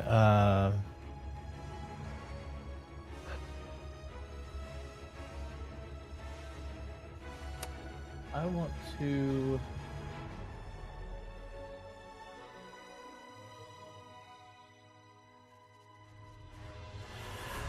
I'm going to try something. I'm going to use a little bit of magic, I think, here on myself.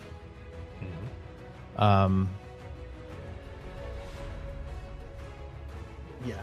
I'm going to take hold of my my garment here, and with a little bit of magic, it will begin to sparkle a bit, and it will give me a little bit of aid here. I feel like this is dumb, but I don't know what else to do, so I'm gonna try. I'm gonna try to get Marius's attention, and I'm gonna try to appeal to Marius. Because I haven't spoken to Marius, and I'm gonna say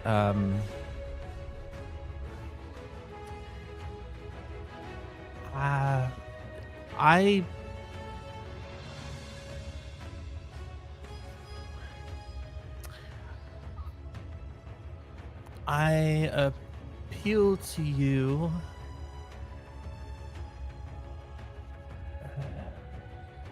to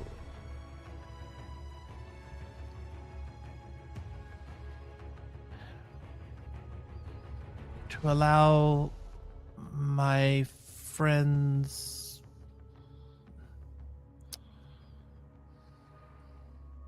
I appeal to you to allow my friends to leave here. All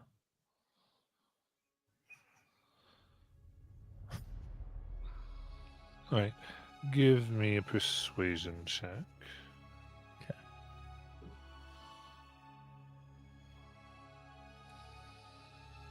Okay.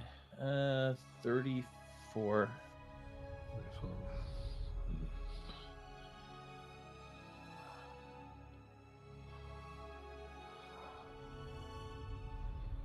All right.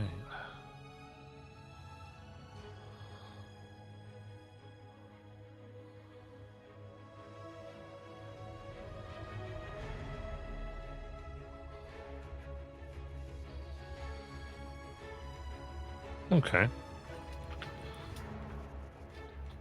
In that case, 34 check.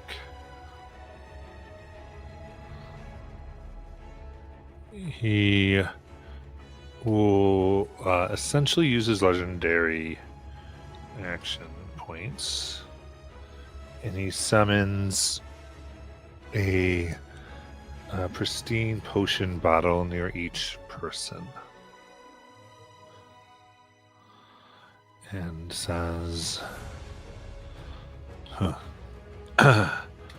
you will live on in our experiments. Maybe you'll like your new planar home. Whatever we make it, and if we find the Lux. I guess we can take it out of your memories. We'll keep you in there. Anything else? And it says, sorry, they're finished. So, anyone who drinks this will put themselves into a state so we can deal with this easily.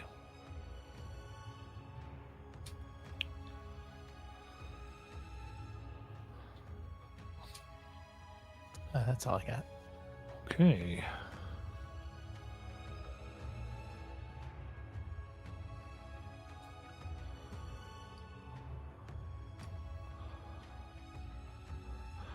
All right, so Aeroleth, I'm dead.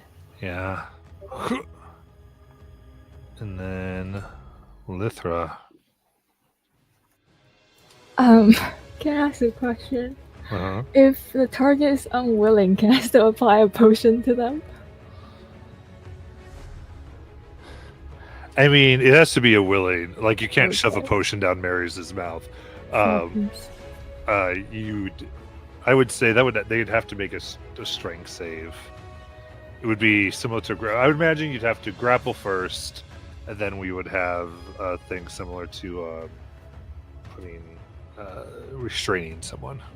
Okay. Sad So- face. So All they'd right. be restrained and such. Then she is going to, still blinded, she is going to drink a potion of healing.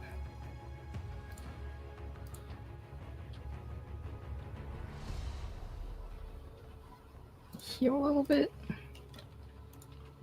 And look in Charlotte's direction and say, if you wish to take this option, I don't have a reason, nor do I have the right to stop you. But I will not. And she is going to now again cast Wall of Force, try to release. Didn't he just shield? Yeah, he does not have a thing to mess with here. Even though she cannot see, I think it's still valid because it just says a point within range. So cover the machine. And I want the wall to cut through both Echo Mark IV and Marius. Okay. So you're trying to get them in or out of it? I'm trying to get Mark IV into it and Marius out. Okay. That's Dex saves, or do you No, just it's- choose? I just choose. There you go. So we're in it. Yeah, the Andronoc is not going to be big enough, so it has to be out.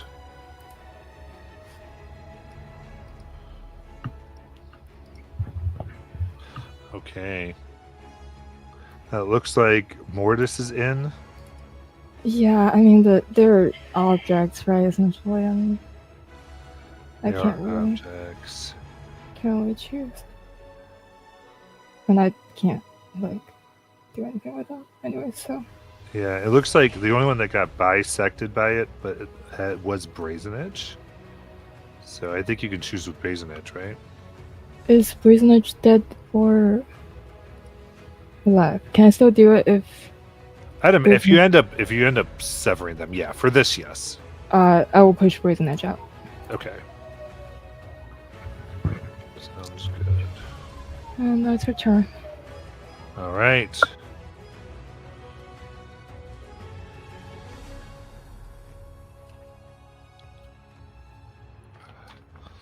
Then anything interested on Mortis? Any shenanigans? Not sure if we got anything. Nope. Think I'm done. All right, Marius has a Jackson in their face because he got pushed right up to Jackson's face. And Important question. Is there a save against the blindness at the end of your turn? right. That was. Thank you.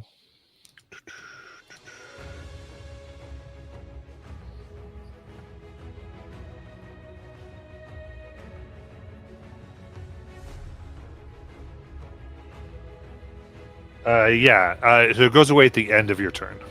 Oh, Okay, so mine's gone too. Yep.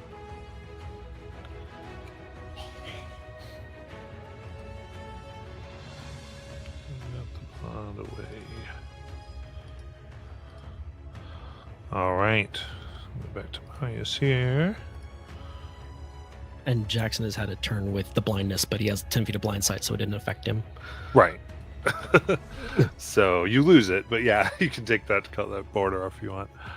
But yeah, that's what I knew. I was like, oh, that's right, blind sight. I know why he's doing this. Very good.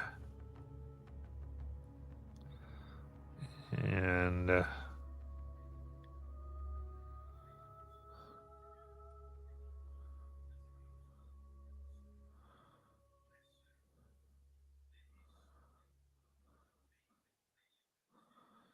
yeah, with that up there, Marius charges up their hand here.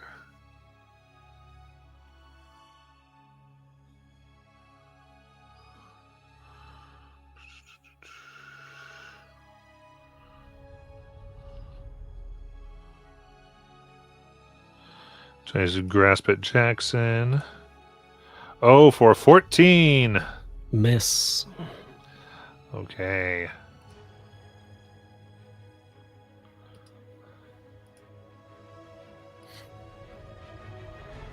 Is it? Curses. Sitting at the top of the wall of force. The Jock moves over here to Jackson. It's going with its claws. Got a 33 to hit Yep. for a 35 slashing. Then a nat 20. Ow. Can I still rebarbs that? Yeah. For 16. Miss. Woo! Ooh. Who has advantage? You do. Nice. And then a tail over to Lithra for 21 to hit. Oh, Oh, come on. Yes, that hits. 15 bludgeoning damage. Okay.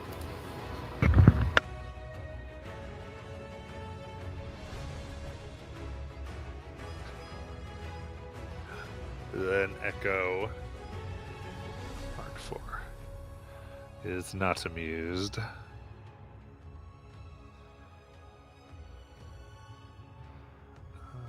But I don't think they've got what they want to do. No.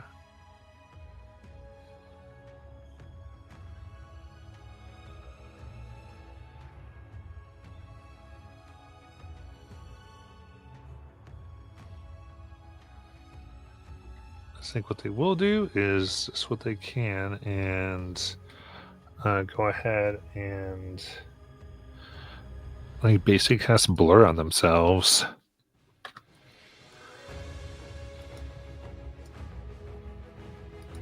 And we come back up to Jackson. all right.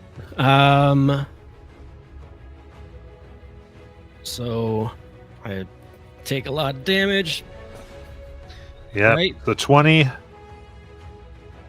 Okay. and max done by 10. Okay. So yeah. Harper is going to appear beside Jackson and then gonna take some attacks at Marius. Let's go. Sword.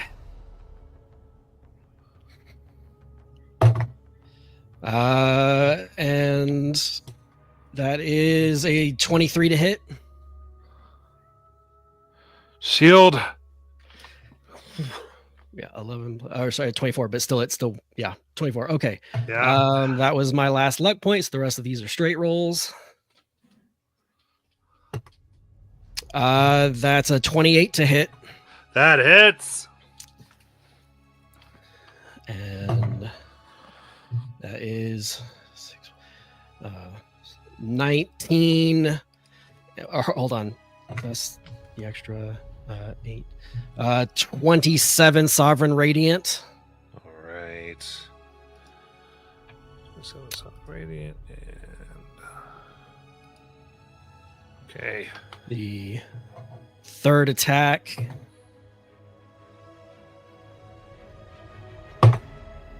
is a 29 to hit, Yeah. and that is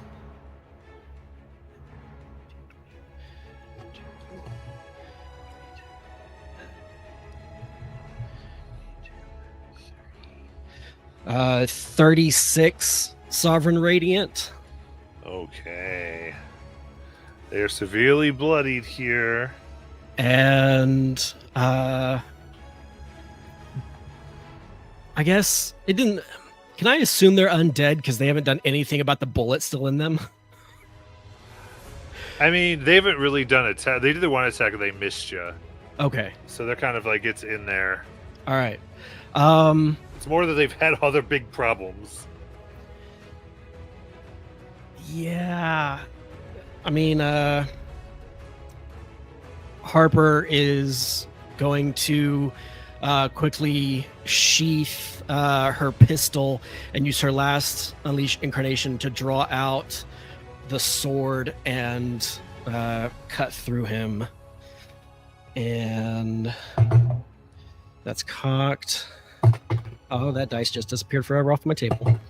That's a 26 to hit. 13 plus 13. Woo!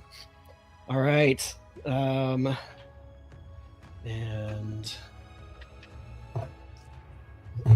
so that is 9, 22 plus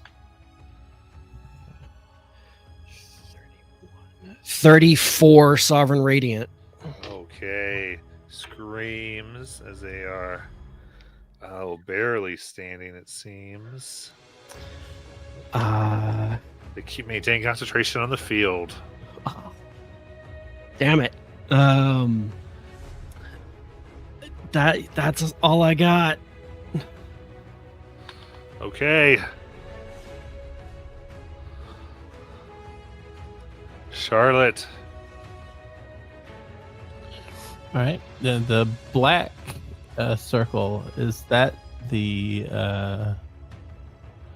barrier, the magical barrier that was causing us issues?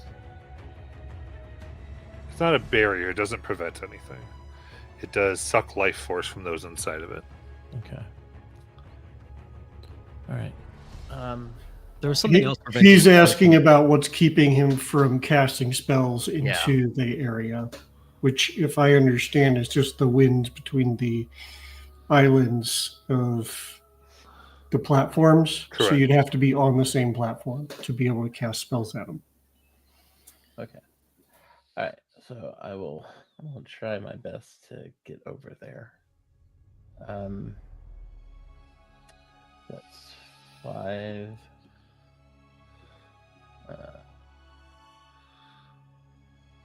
See, 10. It's probably about another 20 feet up there. So it's about 20 feet to go from there to there. Oh, okay. But that will get you up, and that would be a 20 necrotic, which might be resistant. I'm not. I'm just trying to figure out how much 40 feet will get me here. Getting it. Okay. I realize that Marius seems like a lost cause for me because he's kind of on the cliff. Is there? Well, you fly, right? Or not? Yeah, I do. Well, you can be above people. Okay. Just keep in mind. All right. So let's 20 to get here. Yep. 25, 30. then coming to 35 here. Yep. Okay. All right. So take the 20 necrotic, Right. 10 off the max. Okay.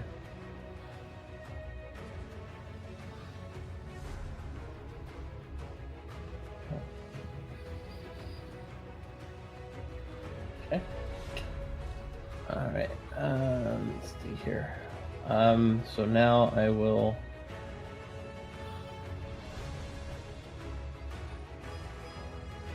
Yeah, why not? I'm going to just choose some. God, this, I feel like this is a bad idea. So hold on one second. It was 25. Oh, I'm sorry. It was 35 to get here. It was 30 to get here, but it would be 35 to get here.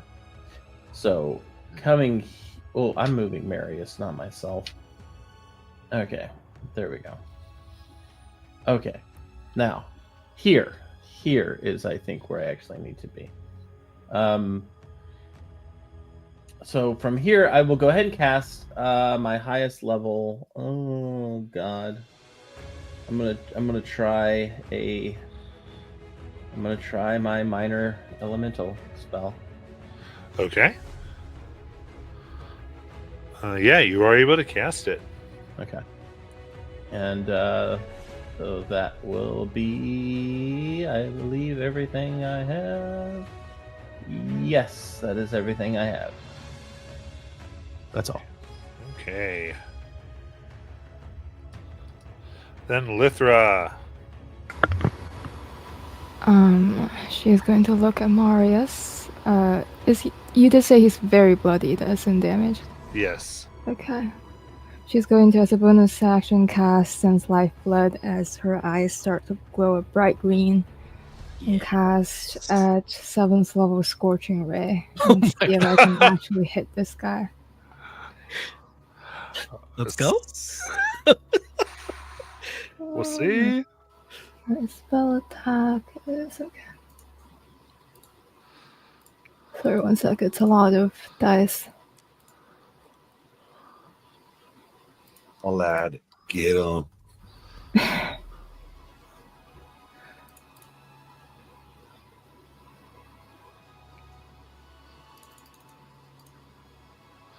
Well, we have to roll to hit, right? Yes. I'm trying to roll and it's not doing it. What's his AC right now? Is it 24? 25. 25. Okay, so.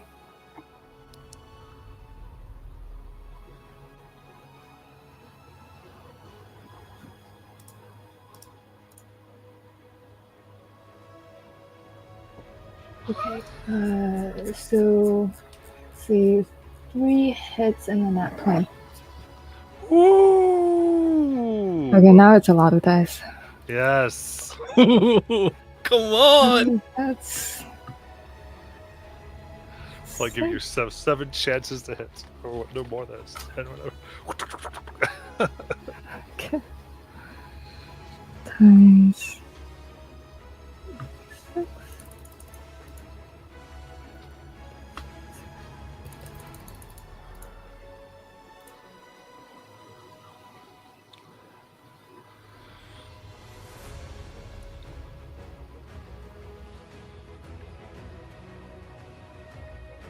So that is 60 points of fire damage. All right. She screams. How do you want to kill him? You see this green flame just engulfs him, and as Lithra does this, she pulls and extracts his soul from his body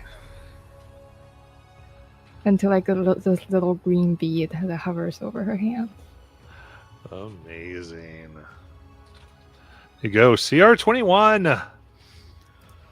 Yes, and he doesn't get his clones.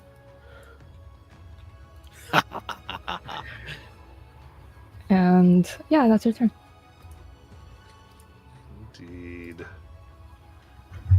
The plan to kill Martius by Lithra's hands goes in that y'all discussed last week. Yes.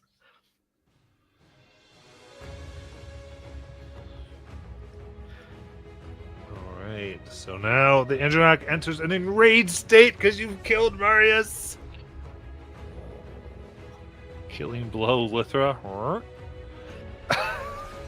Well, Did it leave my threat range? Yeah.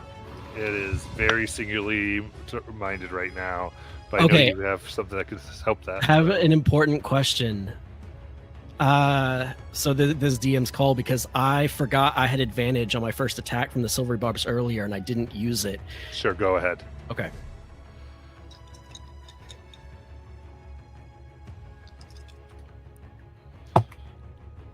That is a dirty 30. Ooh, that hits. And it stays put and takes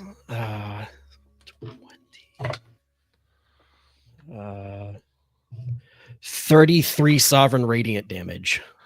Very nice.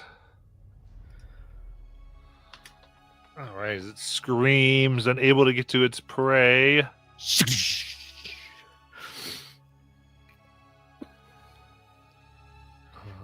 will. Let's see here. Check for. Nah, you play with me. Okay. Yeah, it's gonna send 4 boats to Charlotte, to Harper, to Lithra, and to Jackson. That is gone. What's the save? Sorry, dexterity. Ooh, okay.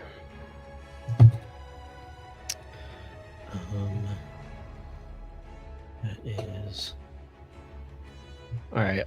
So Harper got a 28, and Jackson got a 19.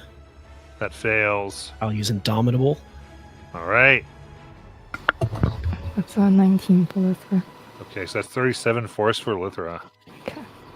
So that becomes 13 plus 12 for 25. Okay, that saves. Then Charlotte. 23. All right, that'll save.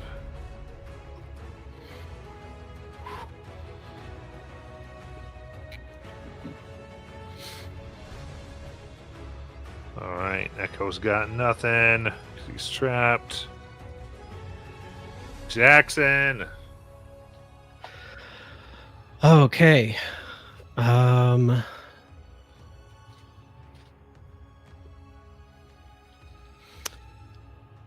Yeah.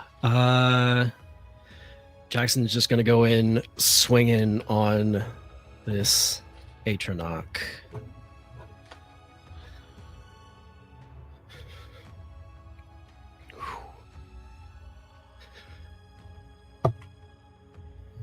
That is a 34 to hit. Yes. Almost an at 20. So that is 6 plus 19. 31 Sovereign Radiant. The second attack. That's a 23 to hit. 23 hits. Is 20. 25 Sovereign Radiant. Third attack. That's not as good. That's 18 to hit. That will miss if anything's able to block with its mithril claws. Damn. That's my bonus action. Again, Jackson focuses and is going to heal another 44 plus 2 with Healing Word. Nice. And Yeah, he's dead, so we didn't take damage at the start of the turn. That's delightful. Yeah. 8 and 7. Okay. That's my turn. All right, Charlotte. All right. Charlotte is going to try to move up to the Airlock. I assume it's too big to flank. So. Yeah. So I will try to just find an area in here that I can come in to attack, I guess. Okay, so we'll take out my my short sword here. Wait, no, my scimitar here to do a regular old attack. Whoop. Oh, okay, that's not bad. It's actually really good. I don't know if it's gonna be high enough though. That's a dirty 30. That hits. Nice. All right. So hold on 1 second. I gotta roll some stuff for this. So that'll be 12 slashing plus 12 slashing plus 34 lightning. Wow.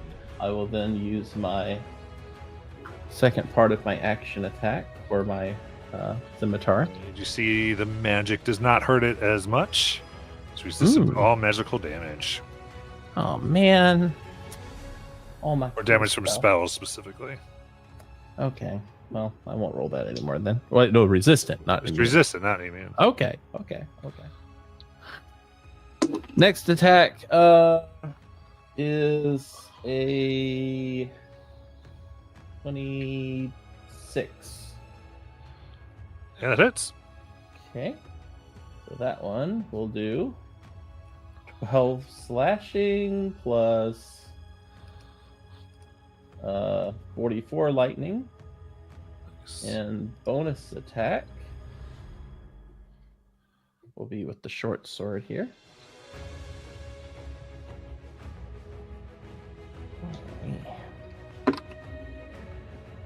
All right. Ooh, not very good. That's a that's an 18. That will miss. Okay. All right. With roll. And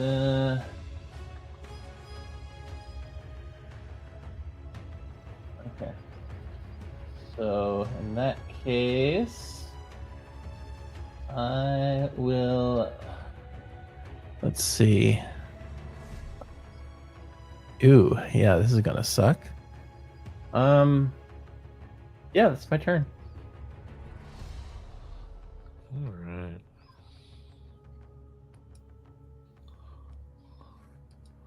Lithra. Lithra is going to move around towards Aerolith and sprinkle a little bit of herbs on Aerolith and say, I really wish you could come back to us right now, please. She is going to cast Reanimate, which has similar effects, just a little bit more than Revivify, so if you need to roll things, then... Indeed.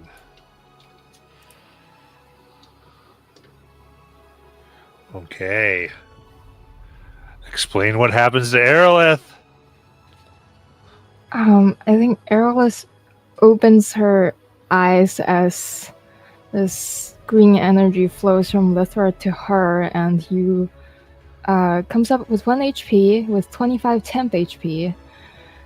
And you, while you have these temp HP, you have +2 to ability checks, attack rolls, and saving throws, but once you lose it, you gain a level of exhaustion. Sorry. And a bonus action, Lithra is going to pour a potion down her throat. Nice. So it's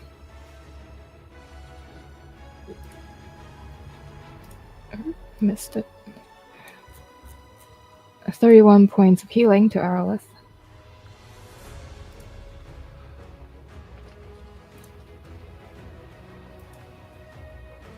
And Lethar wants to move like as far away as she can from this very mad thing. Yeah. But there's like, I'm out. Yep, that's her turn. All right.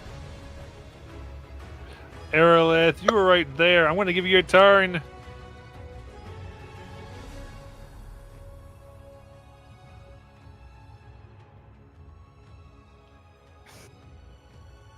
I was not ready for all of this. Okay, so all in all 32 hit points. Right? Yeah, and 25 temp. But it was going so fast.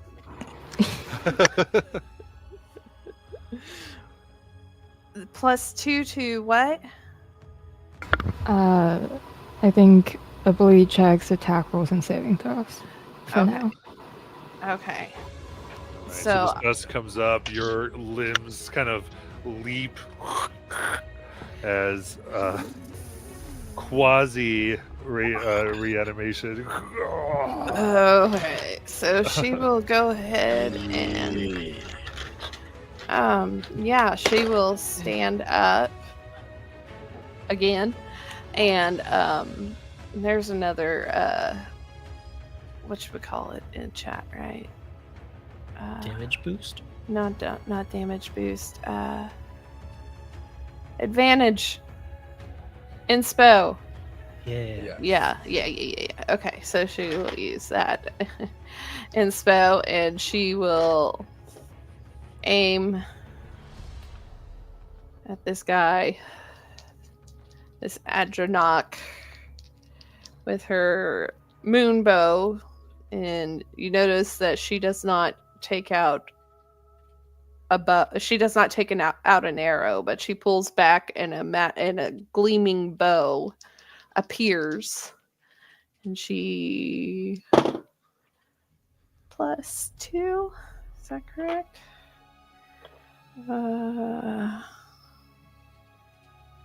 23 to hit. That hits. All right. Oh gosh. Gotta pull out all of my dice. I'm sorry, guys. Like I said, I was not ready for this. That's it. Yeah, it is a D6. Okay. And then for my sneak attack, 46.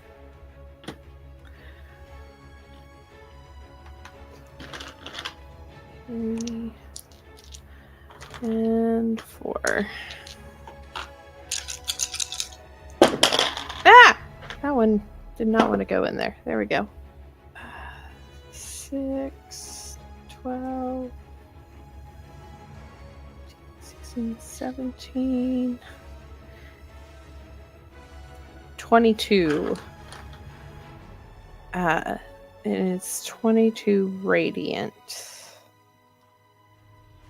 Okay, Oh, yeah. 22 piercing, magical piercing, and 6 radiant. Nice. Shrieks, its form is lessened. And then bonus action. Yeah, I will go ahead and do a healing word on who needs a healing word. I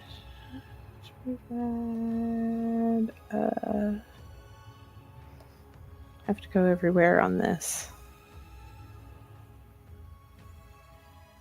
Come on, where are you? There it is. Yeah, I'll do a healing word on Charlotte. I don't think you can, unfortunately. Oh, okay, then she'll do a healing word on Jackson. Yeah, just gives some- Vampire crap. Gotcha. So she'll do a healing word on Jackson.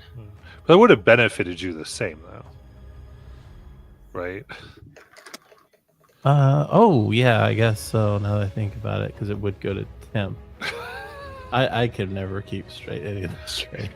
It was just when you were passed out that it never. You're right. that You're it right. wasn't. Never. But do what you Whatever want you need to do, you do. around there.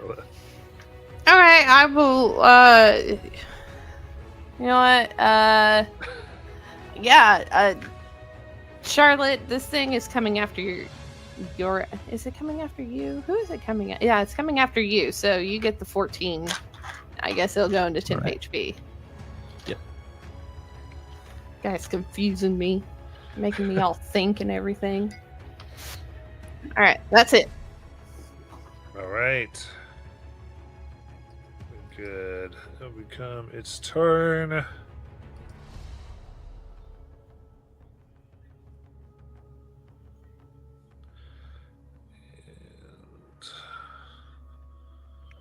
we'll see here. What do we get? Oh, its fun does not recharge. So we'll strike at Charlotte with a claw here for 22 to hit.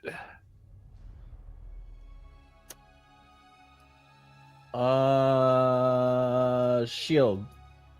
Okay. Gets right against, and then we'll try a claw again. Only for a dirty 20, hitting off the shield. And with a tail, it's going to strike out at Jackson for an 18 to hit.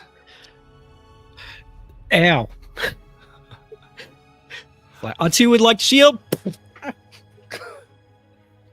14 bludgeoning damage.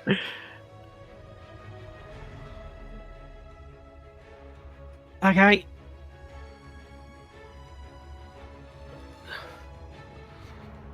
All right. This brings us to Jackson. It's like, don't worry, Aerolith. I'm also a cleric. And I'll healing word myself for QD4 Damn plus it. 2.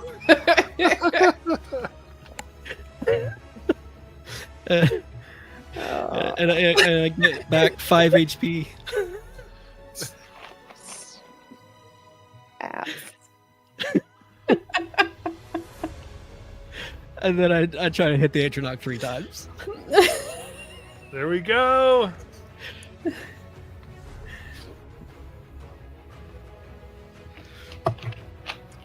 That is a 24 to hit.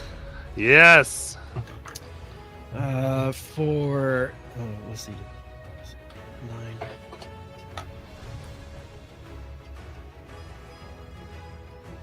9. 31 Sovereign Radiant. Second attack. Oh, that's not as great. That's 18 to hit. Yeah, that'll bounce off the mithril. And third attack is a 29 to hit. Yes. And that's 9,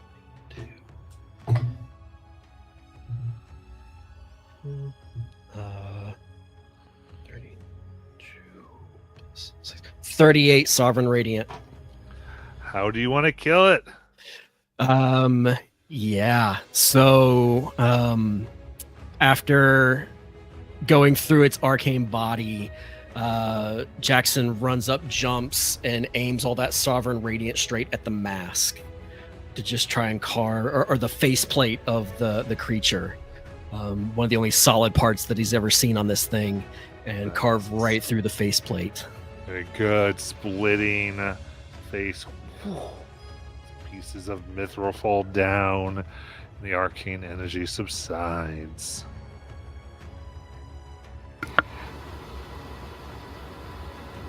I have a question. Can I drop my wall of force in between turns because I want people to take action still? Even- Yes. Okay, it's gone. I know what to do with the fake what's her name? It's like a question that you don't know what it is. Anyway, I have a plan to take out that person. Just wait until I can swing on him before you drop the thing. Or is it gone? No, if you could have said that like 5 seconds before. Okay, I'm sure it'll work out. Sorry, Jackson. Amazing. That's the joke, Mortis. All right. With that, the blades grow red as they use a legendary action to kind of get themselves ready here. And Charlotte.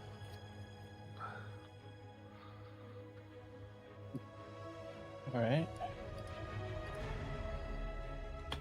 Okay. Charlotte's going to let's see here. Mortis is down.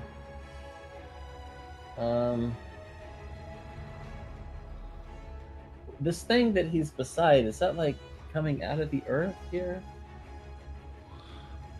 It's a big machine that's there. That's a machine, okay.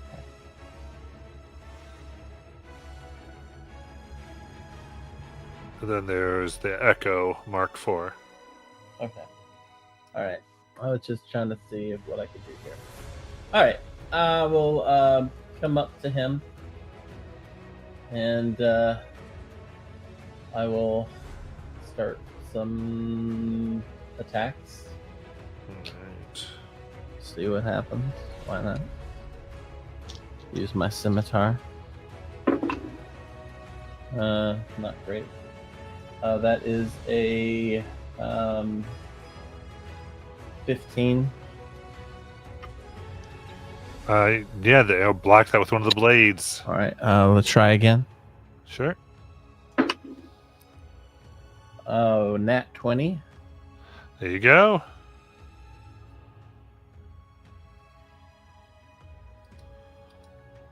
That'll be a total.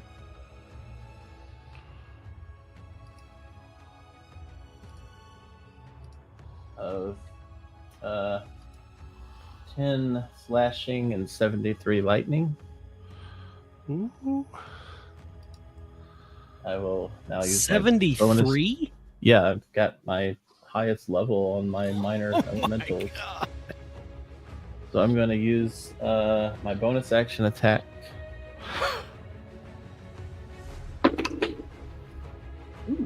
That is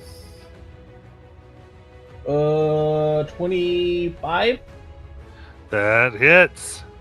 Alright. And so that one will do. Whoops. Yeah. That one will do.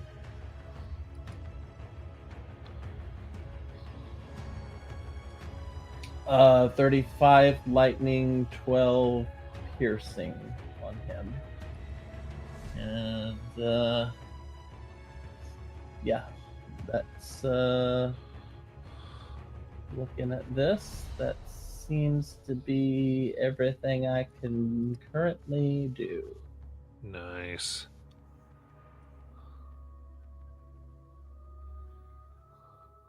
Oh wait, no it's not. What? I'm so dumb. I have a second attack. That's what I've been forgetting this whole time. I have a second attack. I have 2 attack actions. And the first one's part of the first attack action. I can attack again. I'm going to attack again. I got another scimitar. I knew I was forgetting something. That is 28 to hit. That hits. All right. So that one will do 12 slashing and 40 lightning. Oof. It is very damaged. All right, and that's my turn. Okay. On your turn, it will legendary try to take a strike very heartily. Only 19. I'm going to shield that. Okay. Then Aerolith. Aerolith will steady aim. And her. Yeah. Another arrow coming at its Ear hole. If there is an ear hole. I don't know. I'm guessing. So that is a 27 to hit. That hits.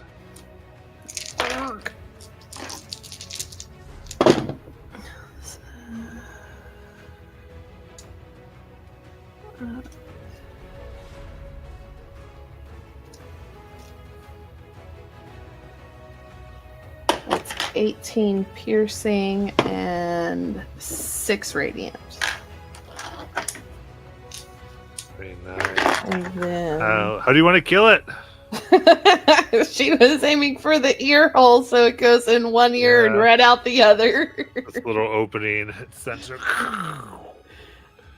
Goes. Confirmed planar entities. Dangerous. It falls.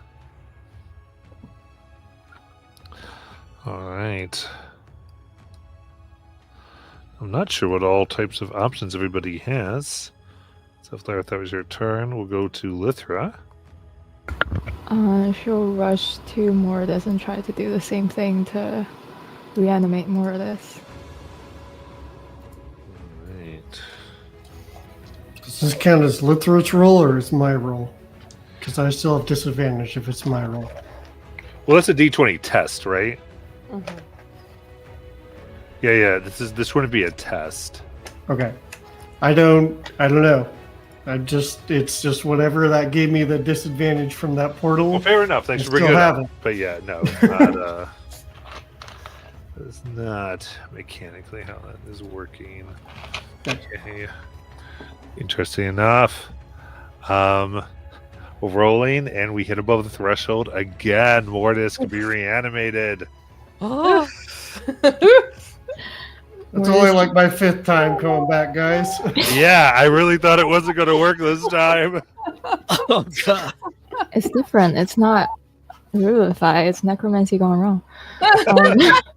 So you get 9 temp HP. Mortis. And yeah, that's all she can do right now. Wait, how many regular HP? 1. Just 1? Okay. Yeah. All right. Then Mortis, you have a turn.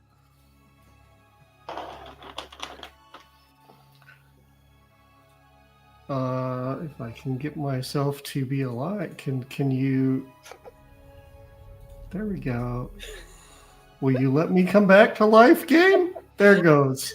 I had that same problem. It was 9 temp HP. Yeah. Okay. All right. Mortis comes to and jerks awake, and feeling like the worst thing ever, it starts jabbing himself, and he's going to use Hand of Healing 3 times.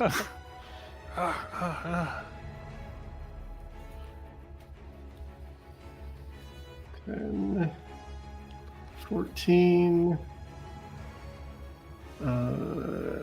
21 plus 12 is 33.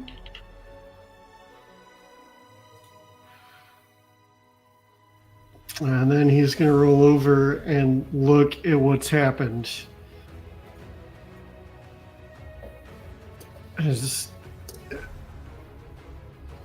What just happened? Do we do it? Or did he get away? Everybody's dead. We just need to figure out this machine thing. Alright. You guys can figure that out. And he'll slump back to the ground.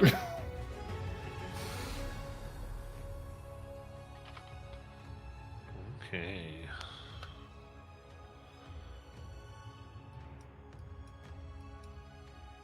And then Jackson.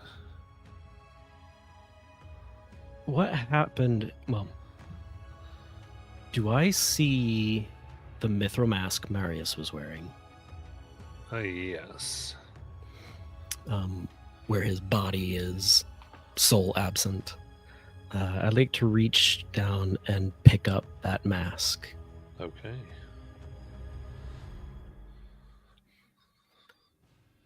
What does his face look like? All right. Looking at the face of Marius here, you see a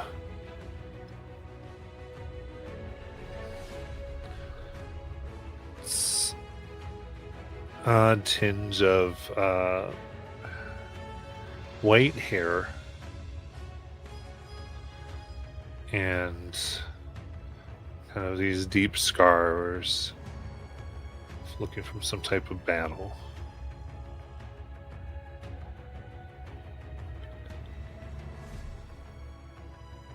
I'll just nod and I'll walk over to Lithra and hold up the mask.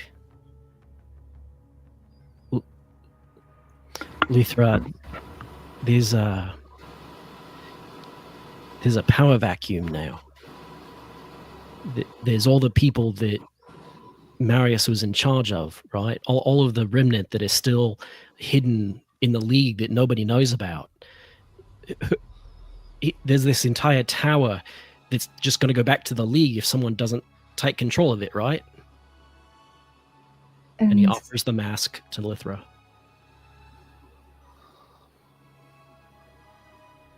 And you're suggesting that I tried to take over? I mean, if we don't take it, won't the League just take it back from us? I mean, yeah, we have all this evidence to turn them in, but they don't even know about the remnant, right? That the leaders, and if we're not in charge of it, someone else can come in and take it from us. But if you have all the information and all the power, then you can prevent the remnant. Like they'll have to answer to you.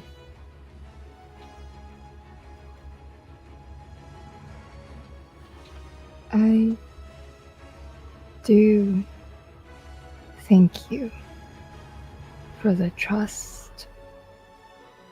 And Lithra will take the mask and put it on.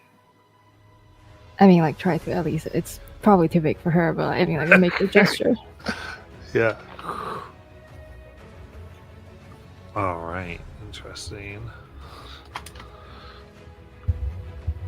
We'll just put a pin in that little thing for now. I do like it.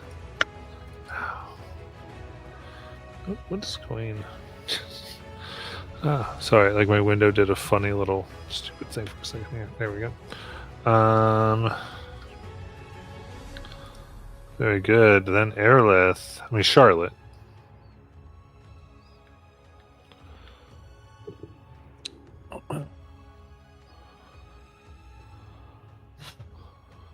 Okay. I mean, Charlotte does see Brazen Edge lying there, but yeah, and I feel like her hand probably goes to her bag for a second, but I'm like 90% sure that Charlotte literally had this conversation with Brazen Edge during camp and asked him point blank if he would want her to bring him back, and I'm pretty sure he said no. And so she won't. Using the resurrection, the reincarnation dust, Yeah, right? That was correct. his big objection, if I remember. So what she'll do instead is she's going to direct her attention to the machine, I guess. She's going to try to figure this thing out. She's going to put her little vampire brain to the test here and see what she comes up with, because she's a little sad that all these Big Macs are coming back from the grave. And Just to get her mind off of that for a second.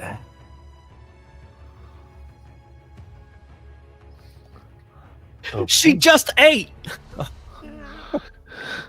she was looking forward to dessert. Okay. An Arcana check, I guess. All right. Let's roll this one here. That's not bad. It's a 22. All right. 22. So yeah, this seems to be designed to sever pieces of planes and insert them otherwise. Oh, okay. Do I see anything about like how it works with that, or just kind of just an idea of what it is? Ultimately, you are able to, as far as how it works, you would take like some time to like target a plane, break through, and to actually take pieces and move it around. Other than that, it's made to always operate. It could be attacked and destroyed, but it is protected currently, which just makes it resistant to all damage. She will mention that, and that'll be her turn. Okay. Then Lithra. I guess she'll move over to Brazen Edge and take out the rod and start casting Raise Dead, but that takes an hour, so we'll see about that. Okay.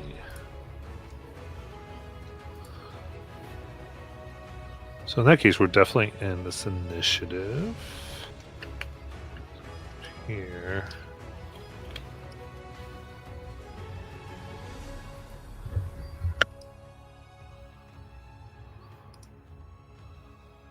So you have this information about this thing.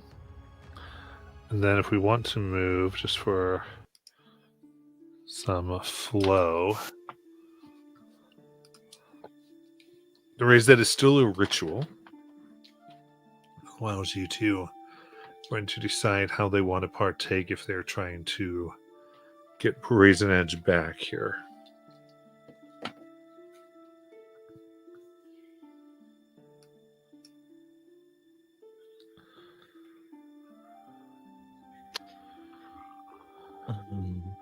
You see, after the fighting is done, there's a flash of silver, and Harper reverts back to kind of mirroring what Jackson looks like. The gun kind of vanishes, and the duster jacket fades, and she comes over, and Jackson and Harper kind of kneel down next to Brazen Edge. Jackson puts a hand on Brazen Edge's shoulder. He says, "We've been through a lot of fights, and you've brought me back a lot of times. I stopped counting after a while. I know that you're kind of on a collision course with your end, but I don't think it's your time yet.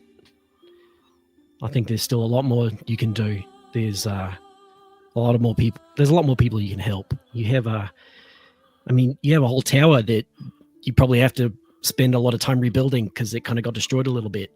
There's still a lot of work for you to do, Brazen Edge. You gotta come back. I really hope you choose to come back."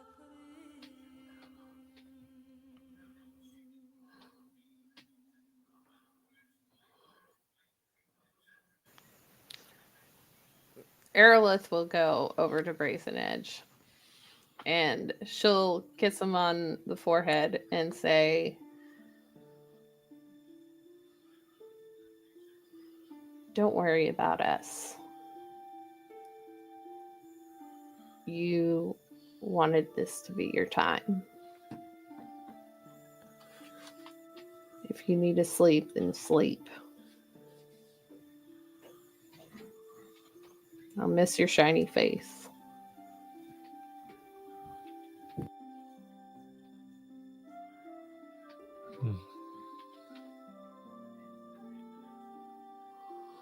And then she'll just walk away.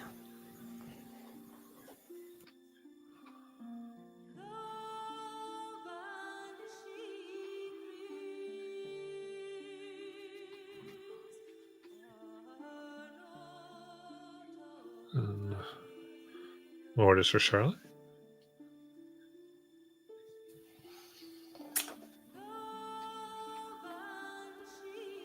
Well, Mortis wants to do a lot of things. Mortis is going to roll over and shake himself off. Hearing the brazen edge is down, and he'll walk over and he'll reach down with his trunk and pat him on the shoulder and say, "You've done a lot for me. You've sacrificed so much for me and for all of us, really.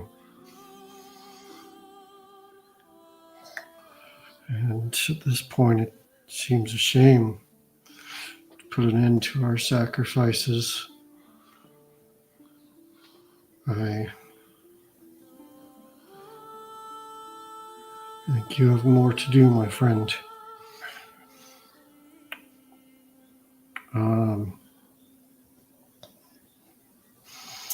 And as he does this and is placating with his trunk, he's pulling out herbs from his herbalism kit and packing them into wounds. Mm.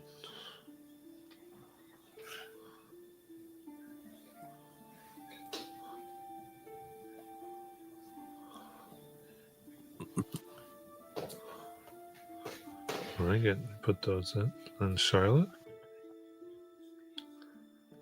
I think Charlotte spends a minute looking through her bag here and realizes there's not a whole lot in that bag to offer for a ceremony like this. She does come across a dagger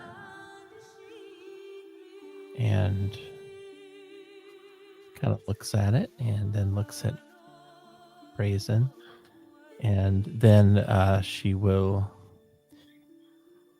put away the dagger, put it back in her bag, and she will kneel down for a minute and look at Brazen Edge.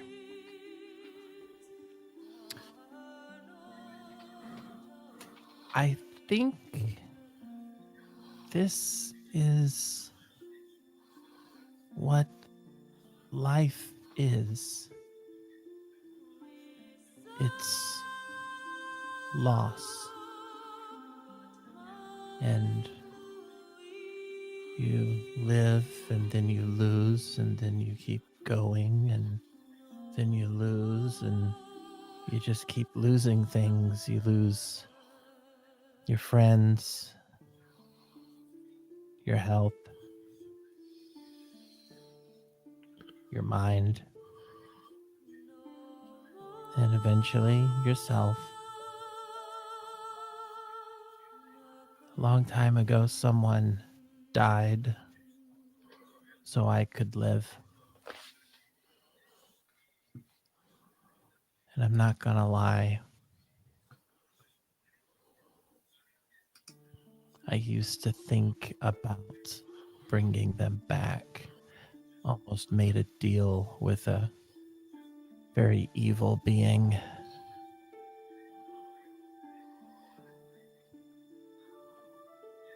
But I don't know if you want to come back. And from one dead person to another, that's okay. If you are done, that's okay.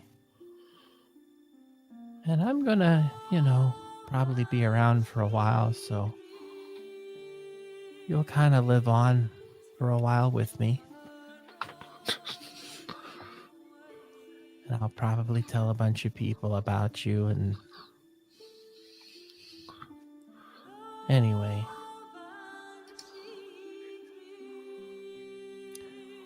I wish you luck. Whatever you decide. And it's okay with me, whatever you decide. And then she'll get up. Alright.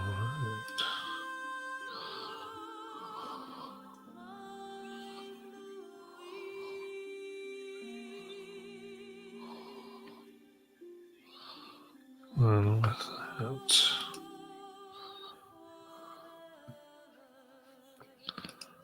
as the ritual comes to an end, Brazen Edge, you feel though floating through the midst and through all the bodies of the heavenly wills, a gateway opens. You realize you can come back. It's Brazen Edge too.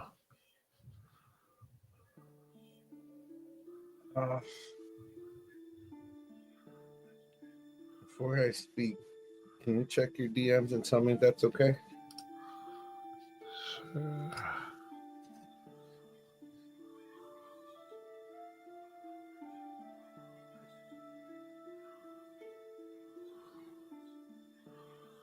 Okay.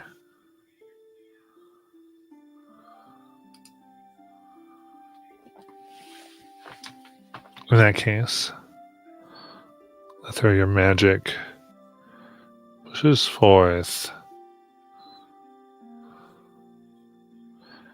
and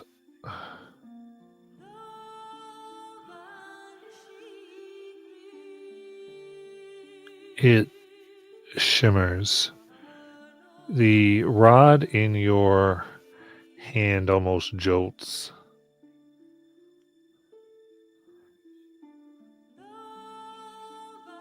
And it begins to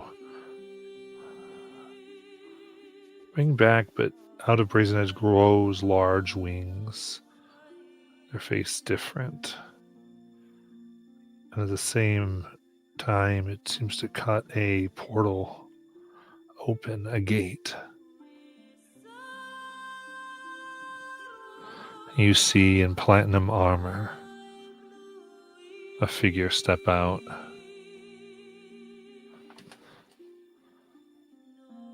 You see Brazen Edge's eyes flit awake. The figure looks down.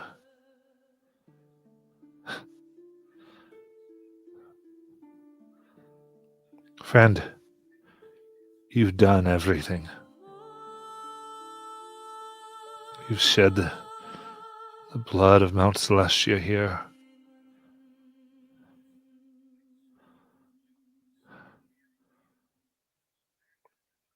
And now the mortals can choose what they want. Those left here. You've chosen those who will have it. Even actually, this choice looks really bad, but you did it. So, come on, I'll take you back.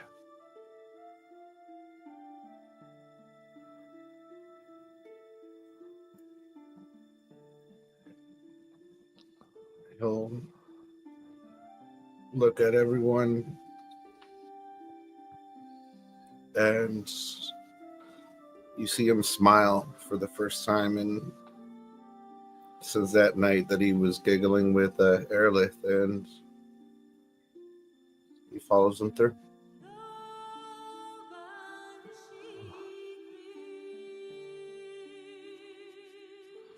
You see the dwarven individual look. It's good to know I didn't know the only good people here. Turns and escorts Brazen Edge back.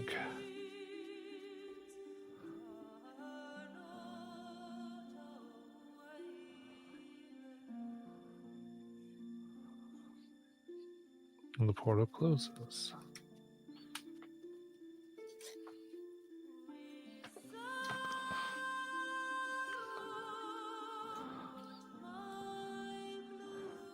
Now,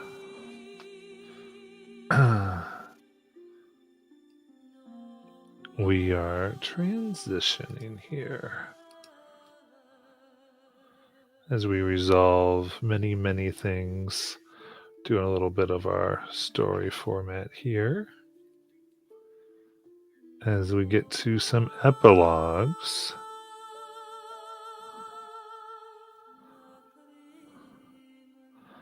Have been defeated, and we'll kind of go back and forth a little bit on what everyone wants to do as we close out our campaign here. Who would like to go first?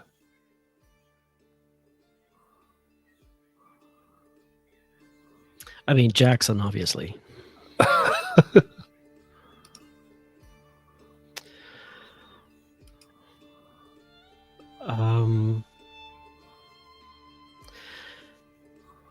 Yeah.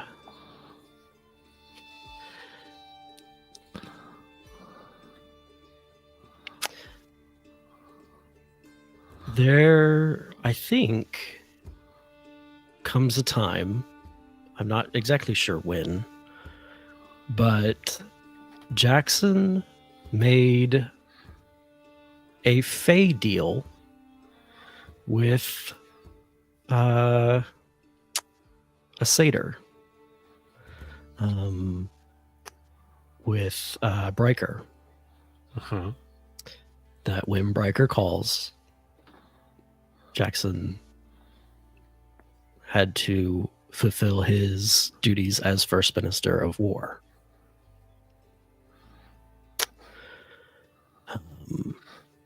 And I'm not sure when that day arrives, or if Jackson lives to see it, because he kind of does stupid things. But assuming he survives the adventures and potentially the Gods Brawl, he would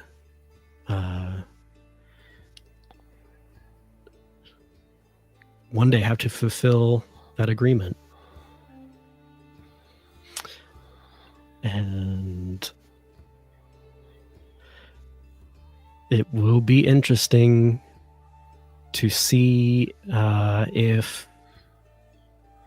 the pact he has made wants to interfere or rule another kingdom altogether. My God. Come into the courts of the Fae, into a kingdom possibly still being made. Very good. Who else? I'd like to go next.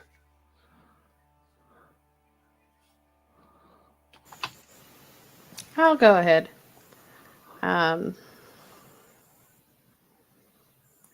Aerolith, she doesn't really have a reason to stay in one spot, so she travels as a bard, singing of the heroic deeds that this party has witnessed from this party. And yeah, she just travels all around Exandria. She steers clear of her home country, the Empire. She steers clear of the Empire. She doesn't want to get involved with them. But she just travels. That's it. Yes.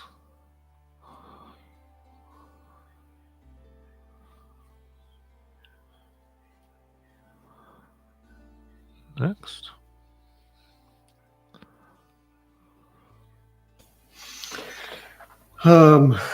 Long ago, Mortis made a promise that he intended to keep.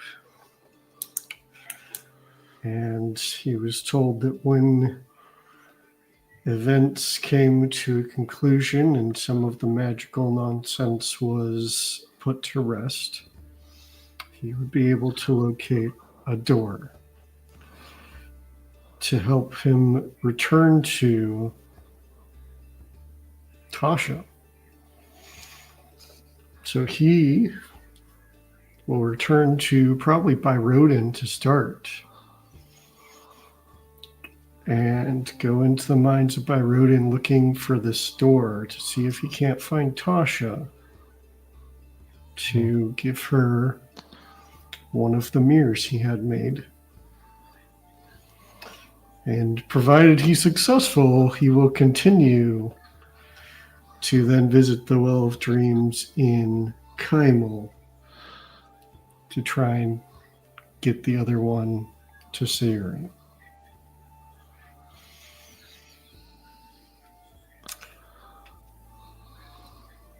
And as he completes his task, he would probably find his way back to Menagerie's Rest.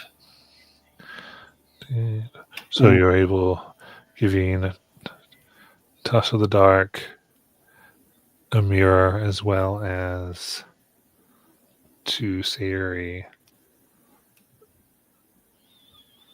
Literally through, you are visited as dressed in her finery.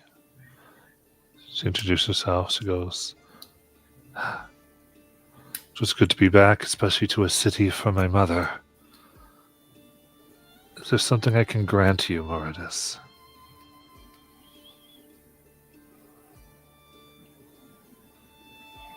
She will offer you a fey boon.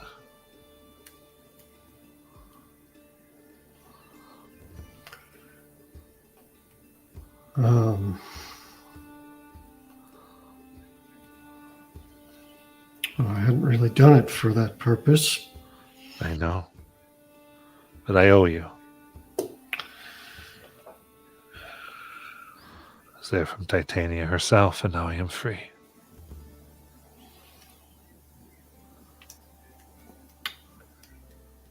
What kind of deal did Sayuri make?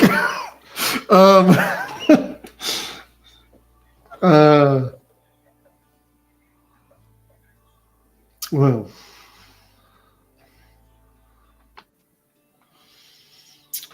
suppose what I'd really like is the protection of this realm.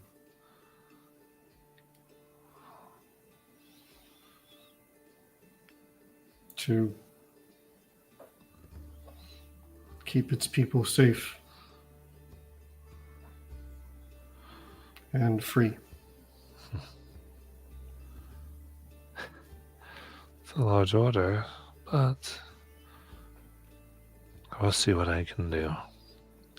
I remember this request should this world need help again. Then what does Mortis want to do? In terms of going forward the future, he would hang out at the Menagerie's Rest until there came some need for him to join another group. Indeed. Train the next round of adventurers. Yeah, of course, the Menagerie's Rest, being able to return with some evidence and things that you have, your grounds for those who wish to do anything with them, who stay, are elevated and are known.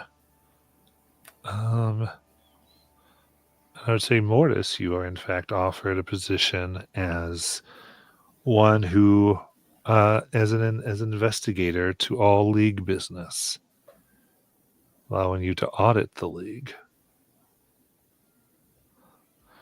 As a bit expected, they claim this is a rogue unit, but they admit to some regulation. Yeah, Mortis would take that for sure. Somebody's got to keep an eye on him, and he's not going to let it be other people. Like, if he's the one who gets to do it, he's going to be all over it. Us. Because no one else has done a very good job of it. High Auditor Mortis. Like to go next? I think Lithra, with how she does things and what Jackson said to her, she's just going to walk straight or fly straight into Travis Junction, present them with the massive Marius, and ask them if they want a better, superior spell right to the one they just lost. If she did kill him.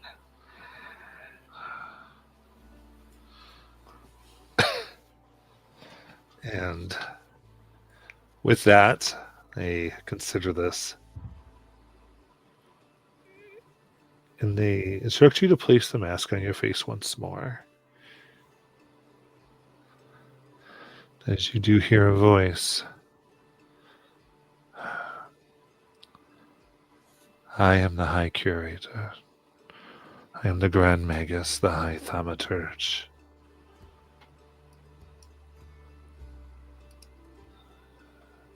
You wish to take this over. You will take the studies and push them where they must go. If, of course, you'll support my efforts towards my own studies and future steps of my ascension.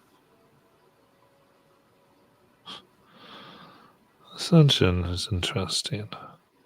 However, if you maintain a good face for this project,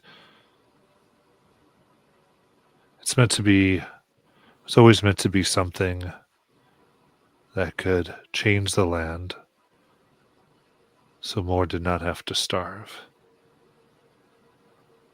Where Marius took it is regrettable. As long as you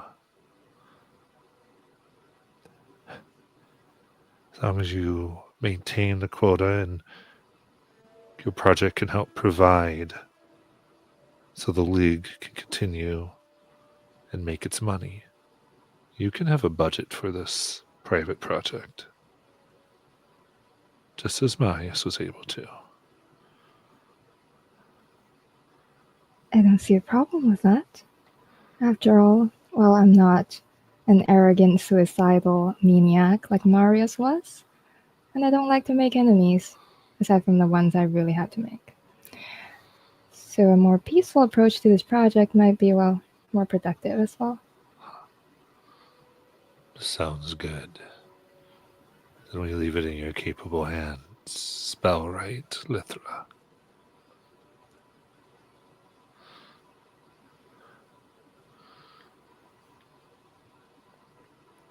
Anything else? Or notes on what Lythra's going to do? No, I think she just does what she's supposed to with the League.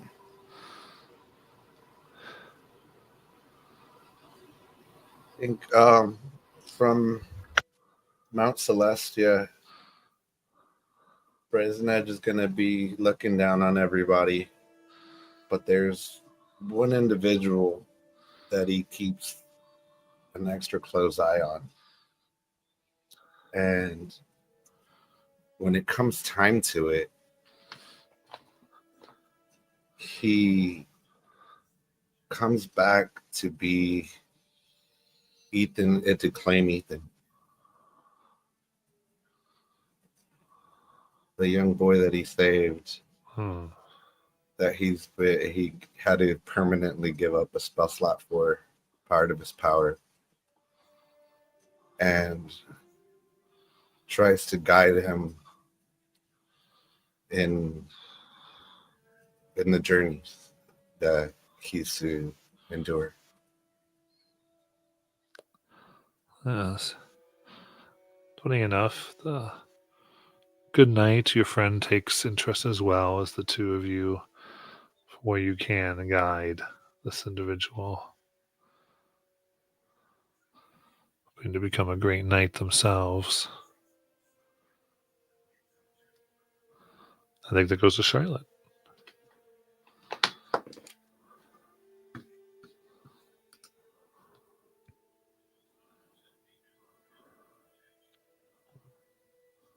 This was not Charlotte's story.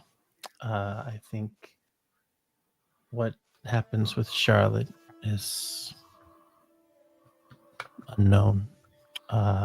She'll probably move on from the menagerie and move on with her life.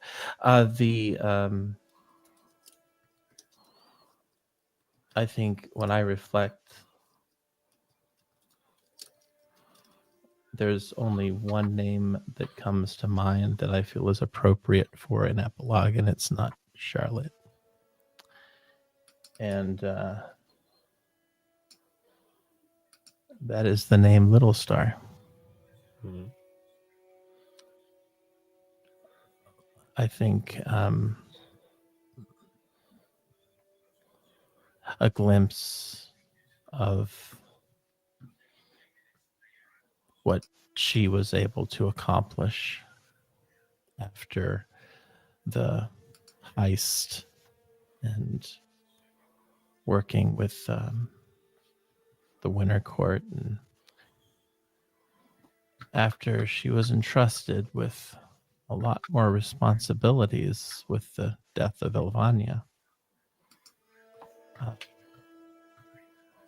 I think Little Star, maybe, possibly, though it's, I guess, unknown at this time, but I would like to believe that Little Star, in some ways, manages to achieve the thing her mother could not, which is to bring a certain beauty to a haven, a true haven from all the ugliness that the pixies faced. And I think if I was to leave it on kind of a last note with her, it would be that one of the last things she plans to do is to complete her mother's work, which is to say, to find that child of the one who was the nightmare of the Fae for so long, and to try and find a way to make things right. So I think that's my epilogue. Okay.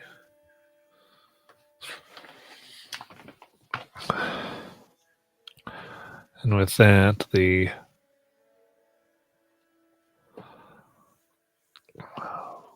unbridled excess of the League that hurt so many that the menagerie had seen over the course of Taldore is finally closed. The head Marius,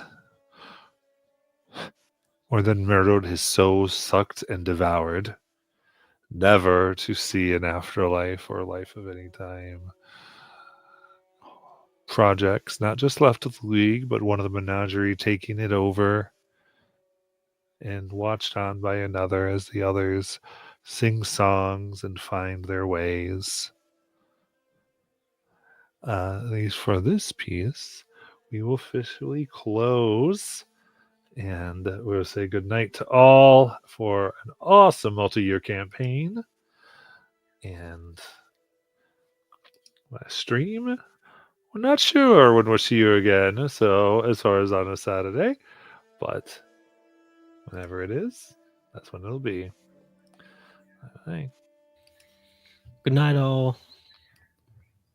Night.